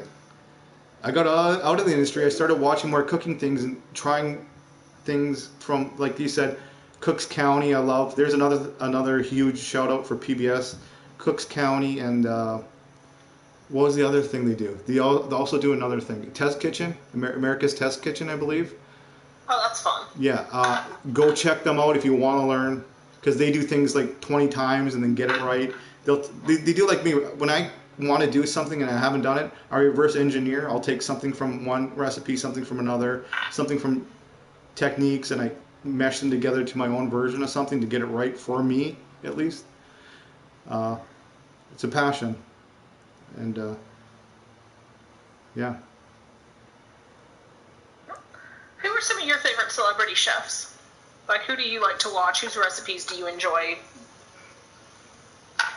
Like I just said, Test Kitchen, but his name was Chris Kimball. I believe he's got his own PBS channel now. He's no longer part. I think he owns part of Test Kitchen and Cooks County, but he's no longer the host of it. Go check him out. I think it's called Milk Street. If you could look it up for me quickly and drop the link, that'd be cool. He has a book written called Milk Street. Oh, there you go. Well, that's the name of the show too. Drop that link if you can get to it. And he does have, that's the name, also the name of his restaurant. Oh, really? I didn't even know he had a restaurant. Mind blown. In Boston. Oh, wow. Yeah, he's pretty amazing. I don't care what anybody says. Gordon Ramsay wouldn't scare me. He's a pussycat. It's all, 80% of what he does is for TV. Well, and as long as you know what you're doing, he's not going to, like, go off and bite your head off. Exactly. Don't screw up. And, like, anyone who sees him works with kids knows what a good person he actually is. Oh, yeah, exactly. That one, what's it called? Master Chef Junior? Yeah, thank you. He's nothing but a pussycat to them. But I would, if I worked for any celebrity chef, it'd be Gordon Ramsay in 3.2 seconds. I'm there. Hire me. The guy's a genius. I love Gordon Ramsay so much. He gets things right. He's like me, straightforward. Hence my nickname, Shooter. I shoot from the hip and I shoot straight, and I'll tell you, if you ask me, I'll tell you how I feel. I respect that. I got a respect for people like that can say, you can do this better and this is why, and learn. Like, be humble. If you're humble, like you said, if you're humble and you do things correctly in the first frickin' place, is he going to treat you like that? Not in a million years. No. Other chefs, Jada, is her name Jada, I believe? De Laurentiis? Jada. Oh, Jada.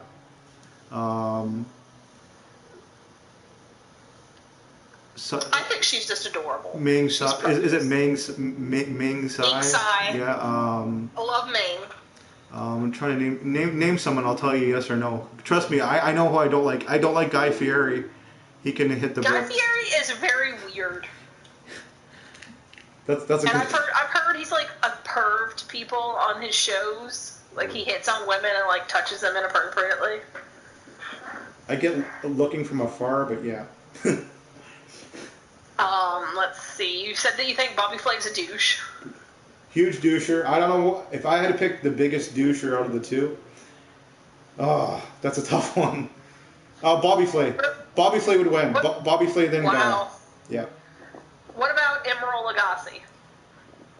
He's like the cool uncle that you want to hang out with. I love him. Yeah. Let's see, who else is big? Yeah. Do you ever watch Chopped? I used to, and then I stopped. Why is there somebody? I was thinking about like the different judges of Chopped, I think Jeffrey Zakarian looks like a huge douche. Yeah, he looks like. Yeah, I agree. I have to agree. And I think I seen him on the Chew, and he was kind of douchey. Yeah. So I get that. Speaking of the Chew, I like Michael Simon. Michael Simon. To me, if I cook for chefs, it would be Gordon Ramsay, Michael Simon. I think Michael Simon seems like a really chill dude. He seems. Chris Santos seems like he'd be really chill. Mm-hmm. I adore Alex Guarnaschelli. She seems like she'd be like a lot like Gordon Ramsay, like really strict and expect you to know your shit because she knows her shit. Right. But she's secretly a sweetheart. Yeah, probably. What about Anne Burrell? Most cooks are kind of nice people, believe it or not. Anne Burrell, I don't get her. I don't watch her. I wouldn't work for her. Just not my cup of tea. Like, I don't think I'd mesh with her. Does that make sense? You know who you'd work with, and I wouldn't. Yeah. And I don't. According to Preston, Guy Fieri is a homophobe and a dick. So bye. Well, even better reason there. I got more reasons, like I needed them, man. But apparently, Jeffrey Zakarian is a perv, according to gossip. We'll see. I believe that. We sensed that, didn't we? We knew something was off. Let's see who else. Alton Brown. Love him, all for him, in every sense of the word. I respect that guy. But is it me? Does he seem kind of? Do you think behind the scenes he would be a little arrogant? To me, I've heard that he's low-key racist behind the scenes. Really? But he is from Georgia, so. True enough. Joey. I'm glad you're here, Joey. I'm glad you're here, Preston. Thank you, everybody else who showed up. Please, Almar. Samara wants to know if you have a recipe for a quick barbecue sauce. I believe you did the video of this not too long ago. Oh, yeah. Well, I'd rather you not spend the time on a barbecue sauce. Although, like you said, you can go. I think it's on YouTube. Or did I do it on YouTube? I'll see. I think you did it on YouTube. Let me look. I'll see if I can find it. She'll drop the link for that. But in the meantime, I would rather you not do that. Go buy your favorite brand of barbecue sauce that you like. Unless you got time to fool around, and then she'll drop it right down here. Click on it. Buy your favorite barbecue sauce, and here's my little tip. I've been doing it ever since. But Minerva knows, I do make my own barbecue sauce. But if you want to put something a little fancy together and not screw around making barbecue sauce, I do have it. Who knew?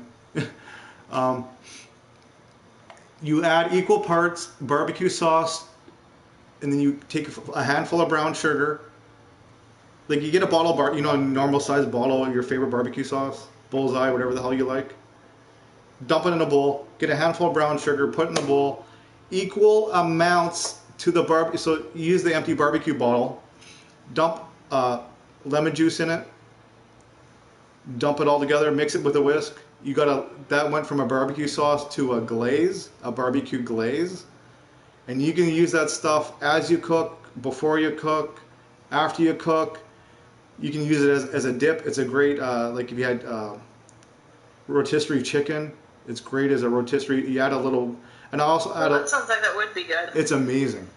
With a half lemon juice to equal parts of barbecue sauce, a handful of brown sugar. The barbecue glaze is the thing to do.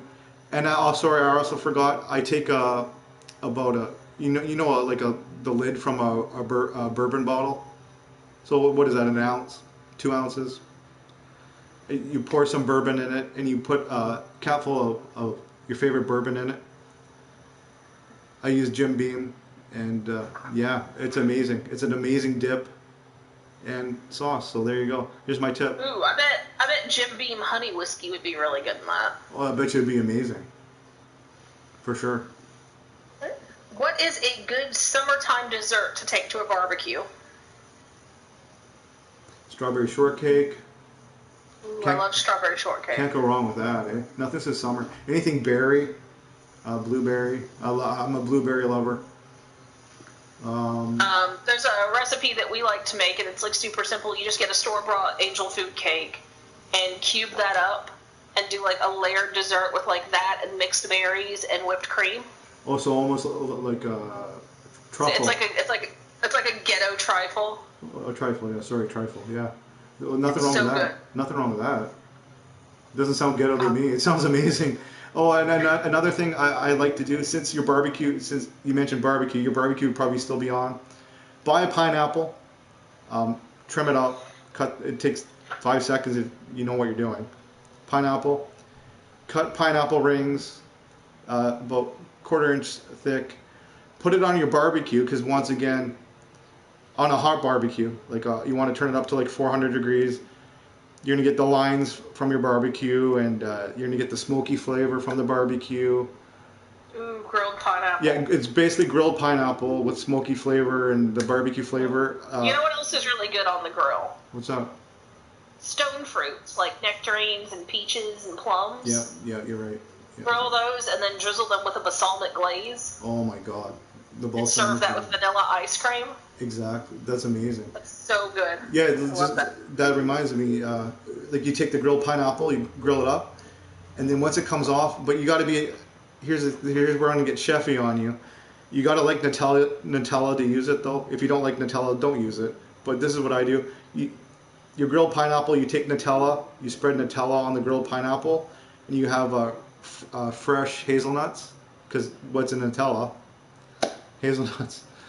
So you sprinkle them on top of the pineapple and the Nutella, and like you just said, nice vanilla bean ice cream with the hot pineapple and the Nutella and the hazelnuts.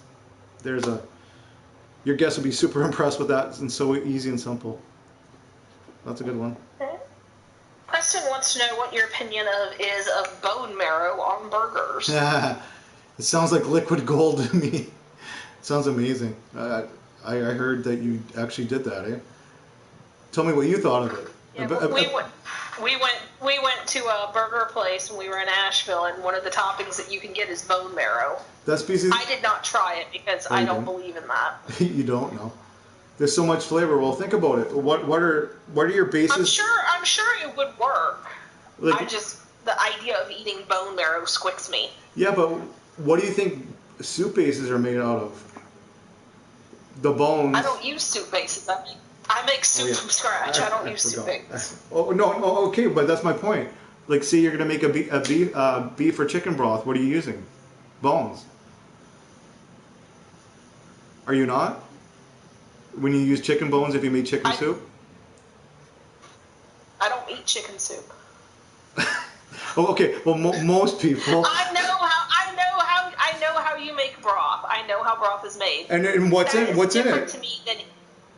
That's different to me though than like just biting into like a blob of bone marrow on a burger. Yeah, a blob of bone. That's like liquid meat butter right there. I dig it. Preston says it was delicious. I will take his word for it. I think that's a taste treat I can live without. But I do need to know though how that restaurant made their vegan, because they had a vegan pesto mayonnaise that I got online. Like a basil, and it was basil freaking pesto? Delicious. Like a basil pesto? Yeah, it was like a basil pesto, but it was a vegan mayo, so it didn't have any eggs or anything in it. So I don't know what they used to make it, but it was delicious. That sounds amazing. That sounds really good. But the texture was so creamy that I'm thinking they used tofu, but I don't know. It was very good. I loved it. It was delish. And they had like whole roasted garlic cloves on there. Okay, anything roasted garlic, I'm down. Amazing. So good. Alright, how do you know this will be the last one, unless somebody has stuff in the chat. Well, this will be the last one. We'll save the rest. How many are left? On my list of what you gave me, I've got 1, 2, 3, 4, 5, 6, 7, 8, 9. Holy crap! Well, we'll save that for next time. We got to start for next time. Here you go. This will be the last question, and after this last question, here's your chance, guys. I'm going to be going ask a chef anything. Okay, go ahead. All right. When should you use ground pepper versus when should you do fresh ground? Oh yeah, well, if you use ground pepper, it flavors lots of stuff. You want to do that. Pepper mill, you're gonna get the aromatics from the pepper, if that makes sense. If you use a pepper mill, not only are you going to get the freshness of the ground pepper, you're going to get aromatics from it, the smells. So ground pepper whenever you're cooking, all the time. I use both, if that makes sense. So there are times where you would use like the pre-ground pepper like you put on your table. Oh yeah, I usually when I cook it's half and half. And then when you're finishing something at the end, obviously fresh ground pepper on salads or whatever. All right, and on a similar note, what about salt? Like table salt versus grinding your own salt? I think I'd go either way with that. Either way. How do you feel on that? Do you do that? Yeah, I actually got a super good deal because I don't know if you guys have Dollar Trees in Canada where like everything in the store is literally $1. Well, we have we used to have dollar stores. Now they're like $2 to $3 for crap. But yeah. All right, but they have like random really cool stuff that you can find there, and I got a pound bag of pink Himalayan sea salt for $1. Oh wow. Wow. So I've been using that lately. So I just have like a little pinch cup that I keep that has a lid on it, so that I can sprinkle it on my food when I'm cooking. Oh wow. Huh. And you find it makes a difference grinding it? Yeah. Yeah, I love fresh ground pepper because you like you said you've got those aromatics, you've got the pepper oil, and it just has a stronger flavor. Oh, look who's home! Hello, is that Amy? Or is that Minerva? Who is that? It's Minerva. It's Minerva. Hi, Minerva. She goes, Hi, Maddie. she's like, is it Amy or Minerva? Wave. Wave to everybody. I can't. Come here. Come say hi. Hold on. Give me a second here to get it to the door.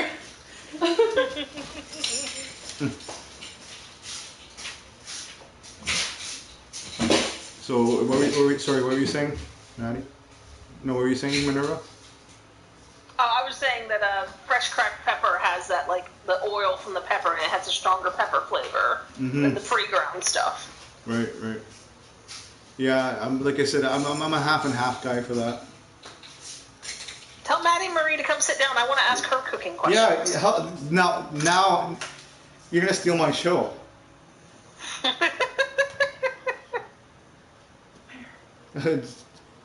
Well, Maddie, you got to wait. Just come here for 5 minutes. Come say hi. Oh. Hello. Hi, Maddie. Hi. She's going to ask you questions. Ready? Yes. She's going to steal the show. This is bullshit. Maddie, what is your favorite thing that your dad cooks? You better be nice, because I cook for you from now on. Meatloaf. Meatloaf or meatballs. I didn't see that coming. Ooh, I love Or meatloaf. pasta. Or like pastas or anything like that. That's good. Why, though?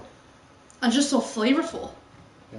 There's a lot of flavor to them. Yeah, my meatballs I put against anybody. It's pretty good. Good Our call. question wants to know, pepper vodka or lemon vodka?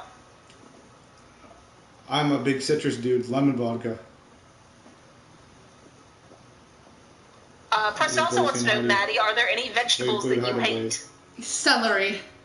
Really? Celery is gross. I didn't even know that. I agree. I just learned something new. Blaze just said hi to you. Oh, hi, Blaze. I know. I was bad at watching the chat too. That's why I have Minerva. Yeah, celery is gross. I agree, Maddie, 100%. Yeah, it just tastes like water. I agree. It's all stringy, too, when you go to bite into it. Yeah, you're right. Ugh, stringy, gross, yeah. What's your favorite vegetable? And that could be for both of you. Favorite vegetable? Dang. Oh, Omar saying hi to you. Hey, Omar. Favorite vegetable? Now I gotta imagine myself in the produce aisle. Red peppers. Red peppers. Red bell pepper. Red peppers. A red bell pepper. I was just saying how we love fajitas, eh? Yeah. we're fajita problem. We got a fajita problem. We do. There's so many good freaking vegetables. Depends. Raw. I love cucumbers, even though there's not much flavor. People say there's not much flavor. Cucumbers. Cucumbers Cucumbers are the best. See? I love They're so cucumbers good. too. And there's so much you can do with them, like salads, and you can make it your own salad out of cucumbers. It's just really. I like the freshness from it. They're very refreshing on a hot day. Exactly. And there's so much. Like you could just do like a balsamic vinaigrette or something. on Oh, top. that sounds good. It's amazing. You just take go ahead, I Chef Maddie. grew up just eating raw cucumbers out of the garden. Like I would just pick it and wipe it off and eat it, and it's just so good. Chef Oh, me too. Maddie will give the balsamic dressing to drizzle on your cucumbers. Go. I cannot do that, but there's balsamic vinaigrette, olive oil. Oh, you mean no, not vinaigrette. Vinaigrette's when you add the olive oil. Vinaigrette's when you add the olive oil. So vinegar, balsamic vinegar, some salt, pepper. I personally would put lemon juice in it, but that's not how we do it. But I personally really like lemon juice. Fresh lemon juice would be Fresh lemon juice. I don't know. Sugar. And that's basically it. It's just That sounds really good. just balsamic, your good olive oil. Oh, sorry. Obviously, garlic and everything. Garlic clove. Mhm. And salt, pepper, sugar. Done. You drizzle that on your cucumber. So I guess cucumber would be my go-to. Yeah, I really like cucumbers too. Now I'm stuck Cucumbers between are one of my cucumbers. favorites. All right, what about a cooked vegetable, Sean? Green beans. Oh yeah. Ooh, love green beans. And here is my quick tip. I gave it to Preston once. Green beans.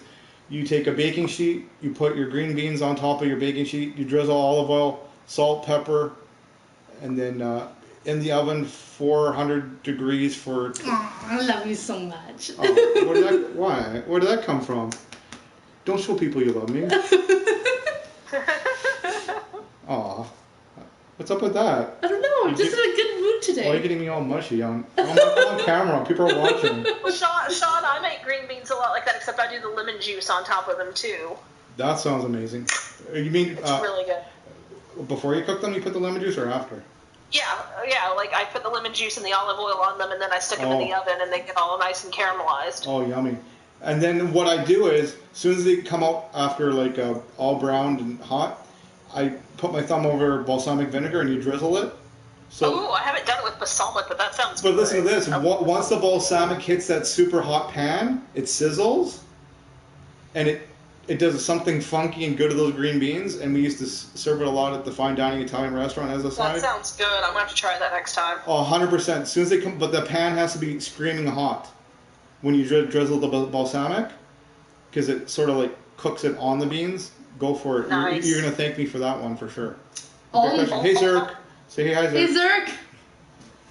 Almar Wolf Zerk. says, Oh. just give me... She's taking over Minerva's job now. Just give me a large pile of roasted potatoes, horseradish gravy. Horseradish gravy sounds amazeballs. That I'm sounds down. good. I love horseradish and So I do I. love gravy. That sounds amazing. Now I want roast potatoes. Damn you, Omar. Oh, snap peas. I love snap Oh, peas. sugar snap peas. Yes. Yes. And I was just telling Minerva last week, there was like a spinach, green bean, snap peas. You and I are gonna go to the grocery store. We're gonna film it live as long as we don't get kicked out. Us doing grocery shopping. I don't know if you're allowed to. I guess we're gonna find out. Just keep it low key. What's that? What? I don't see why they'd care. I don't see why they care either. I'm not filming anybody. I'm just grabbing my stuff. So we're gonna grab stuff as we go, and we see. We're gonna be like, oh yeah, that. We're gonna create a recipe like live on air in the grocery store. We're gonna bring it That'll home. be fun to watch. Yeah. So we're gonna pick stuff live on air, and if somebody suggests something, I'll grab it. We'll bring it back here. We'll film it live, and I'll make a vinaigrette, and we'll make a salad right off the cusp. We'll just make up a recipe. What do you think of that? That would be good. That's what we're doing. All right. What Any are other we questions before we go for Sean or Maddie or both? Last call for alcohol. You don't have to go home, but you can't stay here. Oh, I've got a question for Maddie. Yes. What are you going to have your dad cook you for your birthday dinner? Ooh. Because that's coming up in a couple weeks. The big 1-8 in a couple of weeks, eh? Yeah. It's going to be an old lady. Least favorite dish. No, but answer her question. She has It's to her focus. question. Huh. What do you want me to cook you for your dinner for birthday? I have no idea. If I had to be honest, I have no idea. Why? Well, think about it and let us know. Because you know why? There's too many options. I really like spaghetti. Yeah, her go-to spaghetti, like a bolognese sauce. I can make meatballs. I can make cream sauce. What kind of cream sauces do you like? I don't know. I can make anything.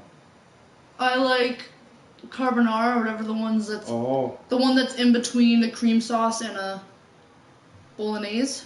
Oh, that's like a rosé. Yeah, rosé. That's what I'm thinking of. Or your tomato cream, whatever you call it. Or just a bolognese. I could do that. Oh, I make an awesome vodka cream sauce. I'm gonna do that live soon. It's so simple, a vodka cream sauce. It's so good. And with grilled chicken, I got a grill now. I can grill chicken. I'll do a grilled chicken penny vodka cream sauce. Stay tuned. Monster Factory Wrestling Entertainment. Well, he said that his spaghetti turned out amazing thanks to your tips. Oh, awesome. That's good, dude. I'm happy. I'm happy when I can make other people happy, and that's why I'm here. I do love good spaghetti. What's your favorite kind of pasta, Maddie? Spaghetti. That was quick. You and Athena both. That's her favorite, too. I think mine is bow ties. If I had to pick, bow ties. Bow ties, really? That's interesting. Yeah. Oh, I also like shells. Oh my gosh, macaroni and cheese is one of my favorite things of all time. My school used to have it. They used to have a macaroni and cheese day in my old school, and it was so good. Oh my goodness, and they had the shells. Oh, mint. I make a damn good mac and cheese. With the toasted butter. You'll have to do your mac and cheese recipe sometime. I'll do it live, and then everybody will have it. Maybe that's what I want for my birthday. Oh, because I need to learn how to make mac and cheese from scratch. I've never made it from scratch unless you count just melting down Velveeta with milk. A lot of people do that, and there's nothing wrong with that. If that's what you like, there's nothing wrong with it. It's super good, especially if you put bacon in it. Oh my god. Yeah, let's face it, bacon but in anything. I would like to learn how to make like the actual bechamel sauce and add the cheese in and everything. Well, she just said that she would want that for her birthday. So guess what we're gonna do on her birthday, or close to it. Woo! Birthday dinner stream. Well, we'll do it live. Yeah. Well, I'll do a mac and cheese live with bacon, and yeah. Cavatappi is another good pasta shape. I really like gnocchi. I love gnocchi. Yeah, and if anybody doesn't know what gnocchi is, it's basically you take potatoes, you mash them dry, and you add flour to it till it forms like a dough, and you roll it out and you cut them up. It's basically a potato flour dumpling. It's a little dumpling. And they're little pasta pillows of potato-y goodness. Yeah, I always say pasta pillows from heaven. They're so good. There's Trader Joe's has a frozen gnocchi that has a gorgonzola sauce with it that's amazing. I could even do it. And then if I just get plain. Go ahead, sorry. Go ahead. No, I cut you off. Go ahead. That was me. I was going to say, if I get plain gnocchi, I usually do a pesto sauce for them. Oh, nice. Pesto and gnocchi would be amazing. I could actually even do a gnocchi live. I'll do that too. I got lots of stuff I want to do. Ooh, yes. It's so easy. It's basically potatoes. You dry in a ricer to get them super thin. A masher doesn't do it enough. You need a ricer to get it super fine. Yeah, that's one of the kitchen gadgets I need to get is a potato ricer. Get a ricer because it's also good when you're making tomato sauce. You put your tomatoes in, your whole canned tomatoes, and you on top, and you get all the juice that you want. So it's got. I have something like that I use for cooked tomatoes, but I don't think that it's the right size for potato. Oh. I'll have to find it and send you a picture to show you.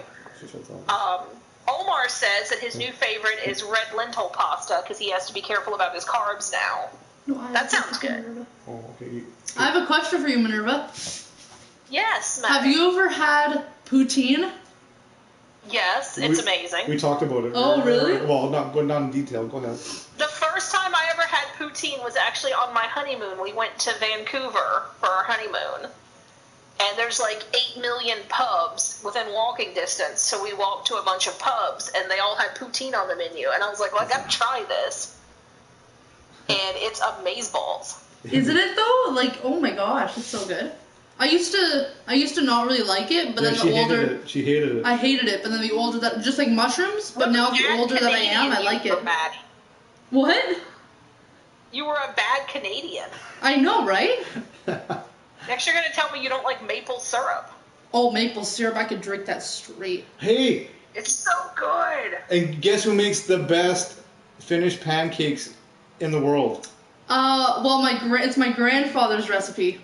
Yeah, because he's Finnish. He's from Finland. Well, his ancestors were. His parents. You should do that on a stream. I wanna can. see It's a Finnish top. pancakes. It's a top secret recipe. Oh, here we You go. don't have to tell us what's in it, but like show us the technique. Okay. I'll find Like just one. be like, I'll tell you what. Get your favorite batter and then do this. I'll tell you what.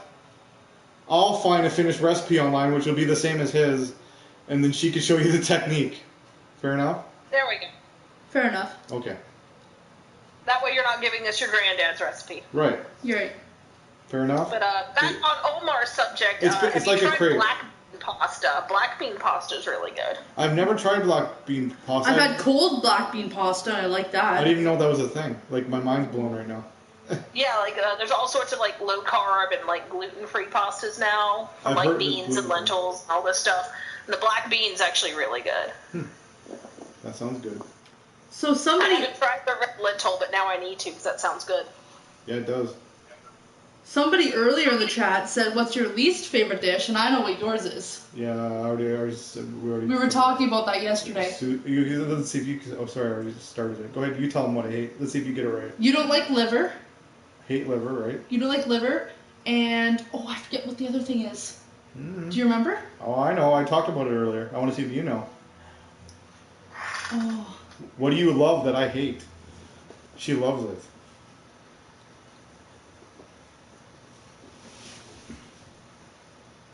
sushi. Sushi. Yeah. It's sushi. Yeah, she got it. She got it. She got it. Yeah. I like it. I like California rolls better with like the fake lobster in it. Is it fake crab? Alex or really likes Fake sushi. crab or fake lobster. Oh, dude, I love. My dad only made it once. Only did it once, but it was the most amazing thing my taste buds have hit. Was your crab cakes. Oh. We made it on New Year's Eve one time, like 2 or 3 years ago, and it was this crab cakes. It was fake crab, but it was really good. And then you had like a sauce to go on Yeah, top. the fake crab is pretty good actually.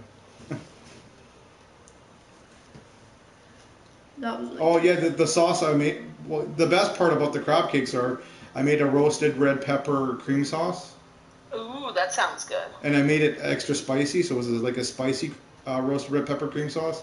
That was the best part of it to me. So it was almost like a cocktail sauce cream sauce. Yeah, almost. Yeah, almost. But instead of tomatoes, it had red peppers, right? Yeah. Yeah. All right, Maddie, Alex wants to know what's your favorite kind of sushi roll. Oh. Yeah, because he's a big sushi fan. Me and Minerva are like, no. I like when there's like some avocados in it, some carrots, some cucumbers. What's your favorite meat to have in a sushi roll? Probably crab or lobster or salmon. Salmon, really? I really like salmon. Fancy. Yeah, look at you. When I was on a cruise with my grandmother. So speaking of fancy, when I was on a cruise. when I was on a cruise. Maddie's getting all bougie on us. When I was on a cruise with my grandmother. When I walk down the street, that's my story. Every single day I had escargot. You're so spoiled, man. I had escargot every single day and salmon on top of a garlic creamy mashed potato. It was really good with like some sauce on top. Minerva loves potatoes, so she's on board. I do. Potatoes are the best. Yes, smoked salmon Smoked salmon would be really good. is so good. Carrots, cream cheese, oh yeah. You guys and your fish. Ugh. You don't like fish? I do not eat anything that ever lived in the ocean. Nope. Or a lake, or a river, or a stream. Even lifeguards? I've never eaten a lifeguard. I couldn't tell you.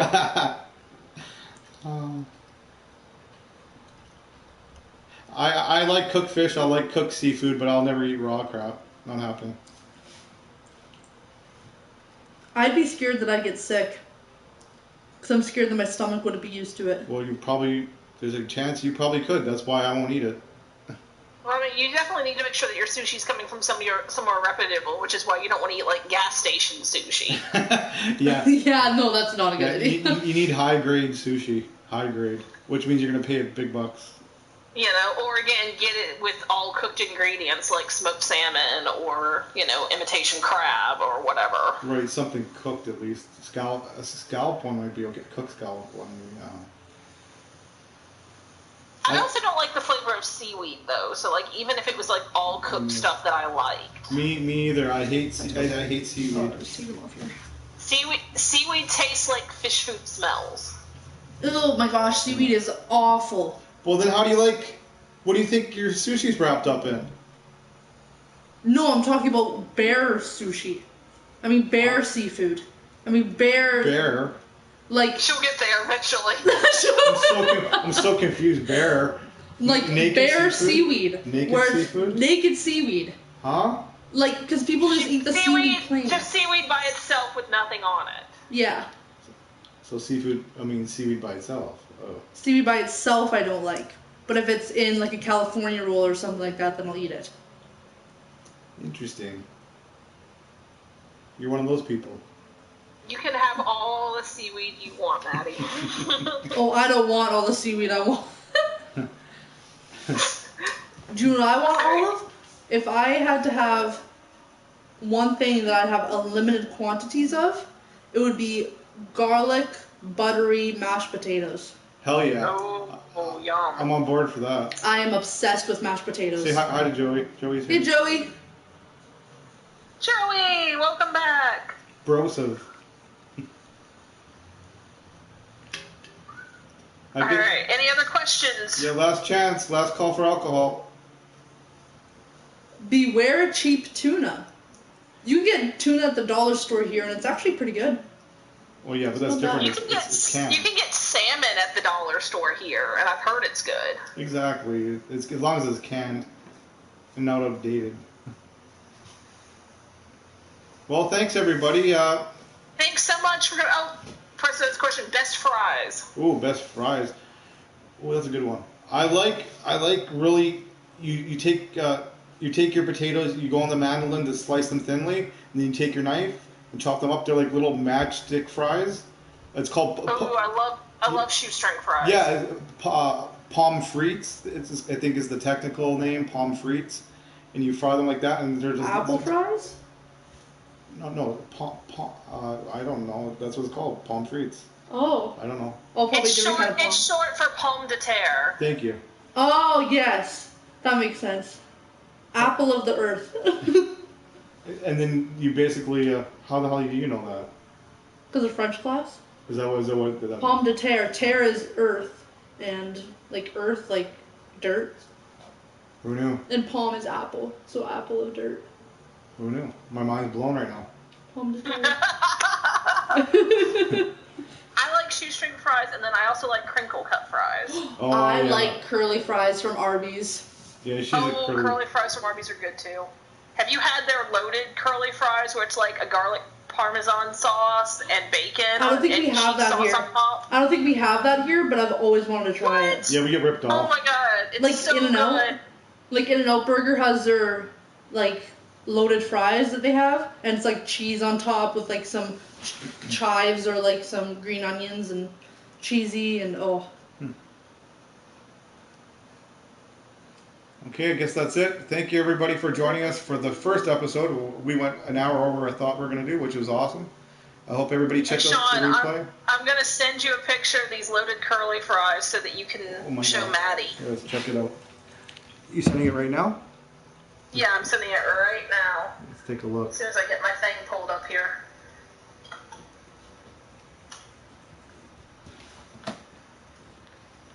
But yeah, they have cheddar cheese sauce, chopped pepper bacon, shredded cheddar cheese, and a drizzle of Parmesan peppercorn sauce. Oh, wow. Peppercorn sauce. That sounds amazing.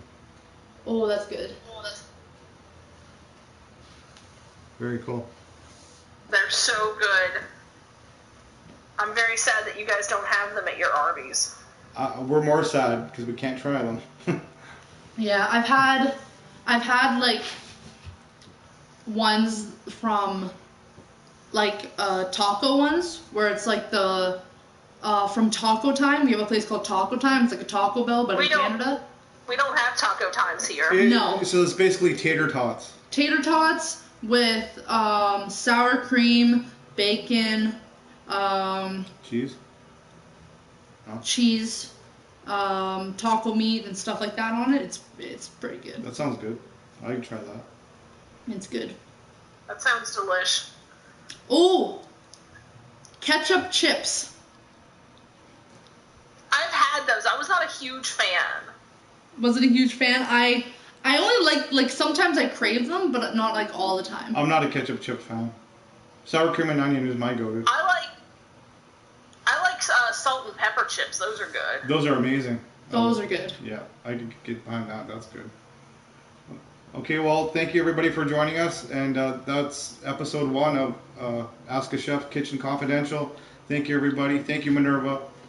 Thanks for joining us, everyone. Thanks everybody. I hope you'll be back, Minerva. I appreciate your help. Oh awesome. Yeah, it was fun. Yeah, it was. It was a lot more fun than I thought. I thought I was going to freeze up. I didn't. So it's all good. And thanks everybody. Ciao. Peace. Peace. Ow. Ow. Ow. Bye guys. Bye.